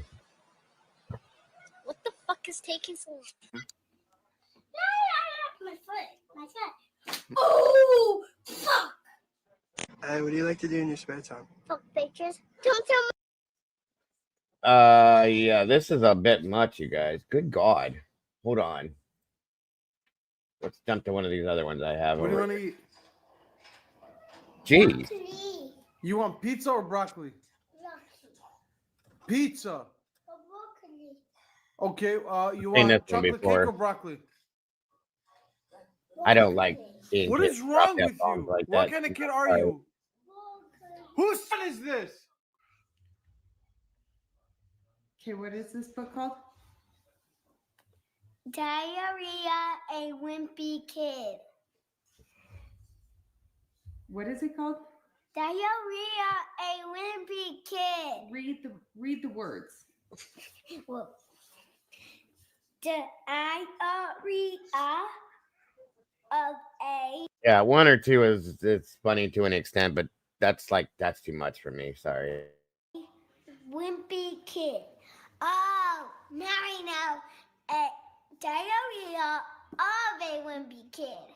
Why didn't thought that before? How old are you? 40. How old are you? And 40. Who's there?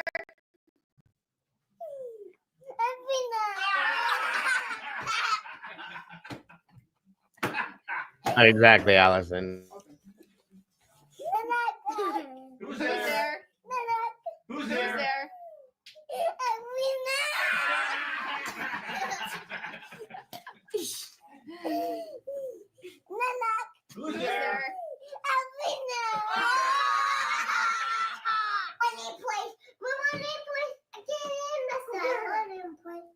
Do it again. No, I can't do it again. I'm cooking. What happened? I won. What did you win at? Sorry. And as a prize, what are you gonna get? Go. What are you gonna do? Go to bed. You're the first person who gets to go to bed? Uh-huh. Oh, that's so exciting. High five.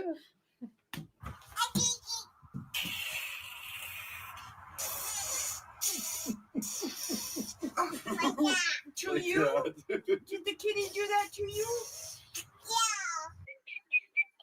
Yeah. I'm a clown. I'm a clown. I killed Chelsea and eat for breakfast. Fisher. Okay then. Where's Cassie? She needs to see the clowns. Why is your problem? What? What is your problem? I can ask anything for Christmas. It would be for my mom or my dad to start farting in her room. What are these? Boobies. What are they? Boobies. You want boobies? Boobies. blueberries. Oh, blueberries. Maddie, do you love Daddy? Who do you? I love Justin Bieber. Do you love Mommy? No. No. Well, you I don't. love Justin Bieber.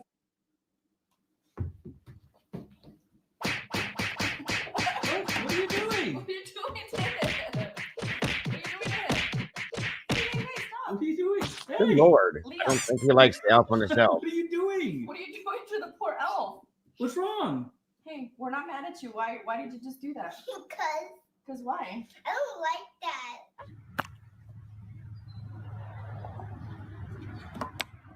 I'm not playing that game. I want chocolate milk and whiskey. Okay. I want chocolate milk and whiskey. That's the new combo. Get on there. Get on there. Squirt on top. Ah! Oh no. I got it. What? What? What? Can you do that again? Sweet little monkey jumping on the bed. One bell waffle. What's this? It? The doctor is here. The doctor said, no more monkeys jumping on the bed.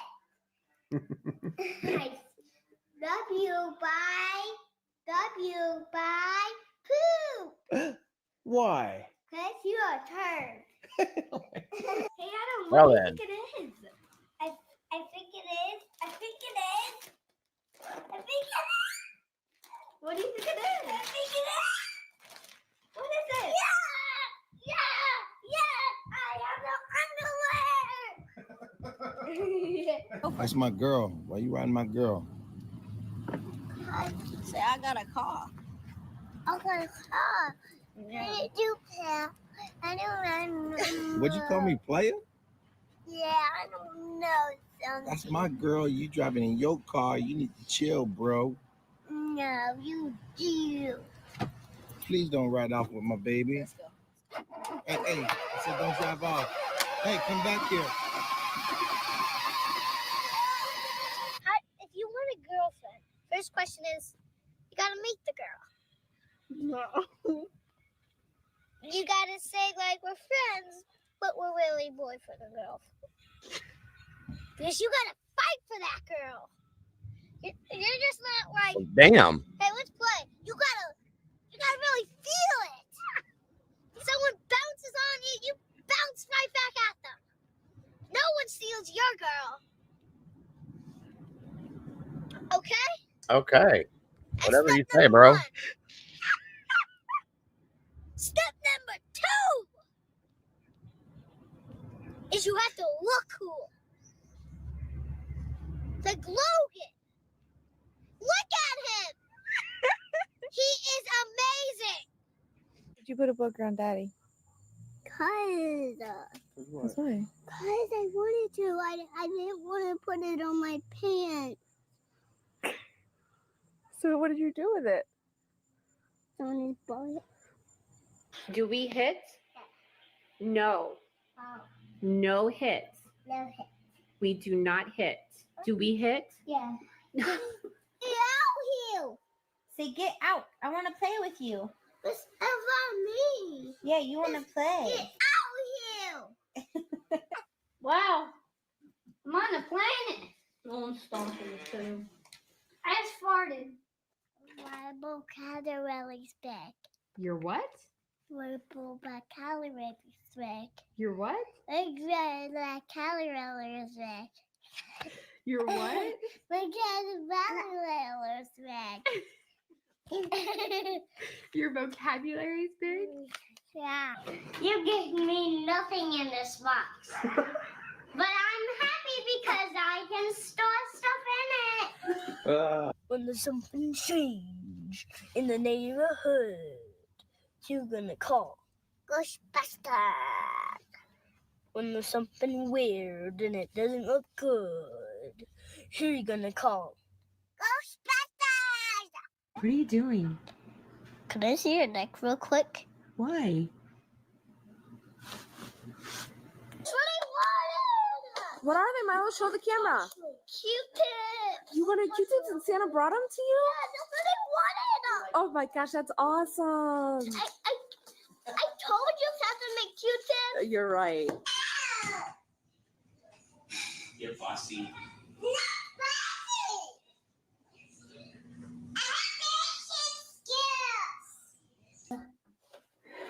On the couch there, that's a monster? That's a monster. Are you sure that's not your sister? It's not my sister. It's a monster. How old is Cooper? 1. How old are you? Too old. Yo, what up? My daddy's a poo-poo and he pees on himself. He's really gross. You should see him being naked. If you want a brother, eat a brother. If you want The hell? eat stuff. What's wrong, son? Someone made fun of my double chin. That's all right, son. Just chin up. Which one? E-I-E-I-O, and on its mommy, hello, fart. E-I-E-I-O, it's a there and there, everywhere. Oh, McDonald, hello, fart. E-I-E-I-O. Now go in your office and make some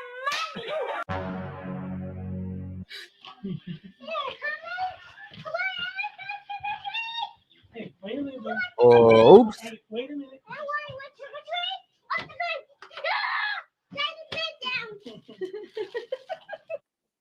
me Daddy.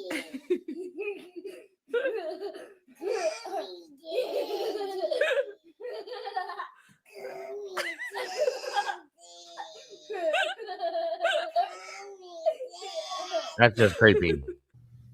Oh. No, that was the last time. That was the last time. You don't get another time after that. What time? No, you had last time like 3 times ago. What time? Oh, you're a damn horse. All your damn horses. Did he just say? Who broke the toy, Vincent? I don't know. Well, think about it. Tell me who broke it. I think somebody followed us, all of us, home when we all went to a Denver store yesterday and broke it. That's what you think? Yeah. You're going to stick to that story? Yeah? I knew I'd get down on you, Daddy. Hey, who is that? We did. I'm really sad. Up. I think there's a note. They left you a note. What is she? Okay, climb up there. Go get it. You can't touch her, though. That's the magic powers. Daddy, see the good one and a bad. If we see the bad one, kill the bad one. Because the bad one hurts people and they eat the bad Hey, Phil. eat people. Uh-oh. They eat babies.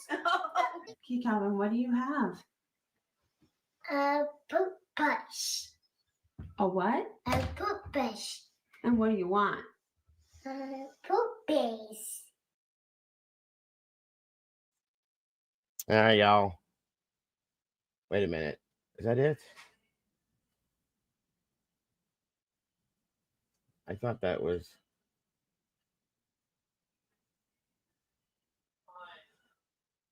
Yep, that's going to do it for today. All right, that'll do it for right now. Thank you guys again for joining me today. I hope you guys had a great day. We've been here 4 hours, so I don't want to carry it on any longer. I appreciate you guys joining us. She was, Phil, very serious.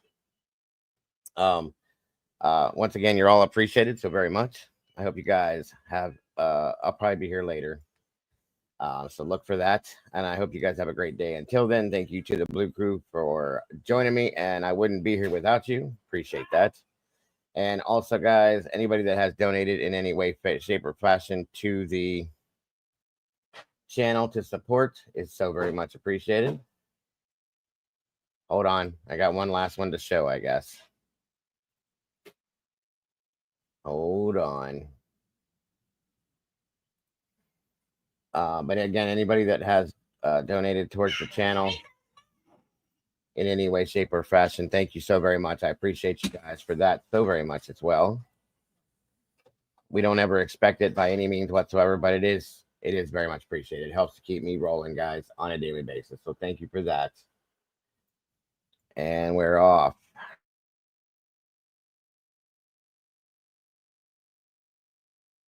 Because why? What? Why? Why do you not understand? The title says she wanted me to lay down.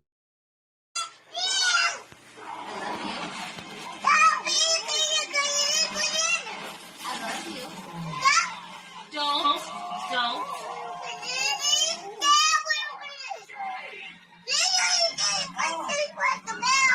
She's so cute. I don't want to go lay that down. No. Why? I don't care what that is. Why?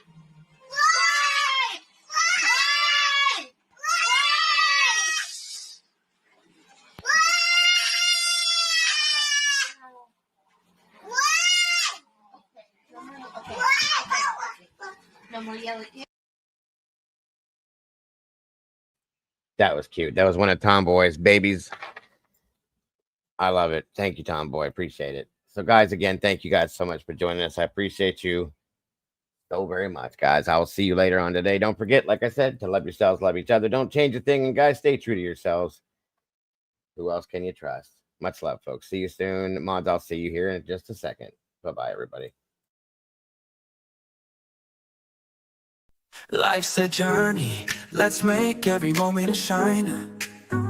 Together we share, our hearts so intertwined. Each time you tune in, we're dancing in sync. With every story told, just let your soul think. A little laughter, some love, we're flying high. As we wrap up this episode, it's not goodbye.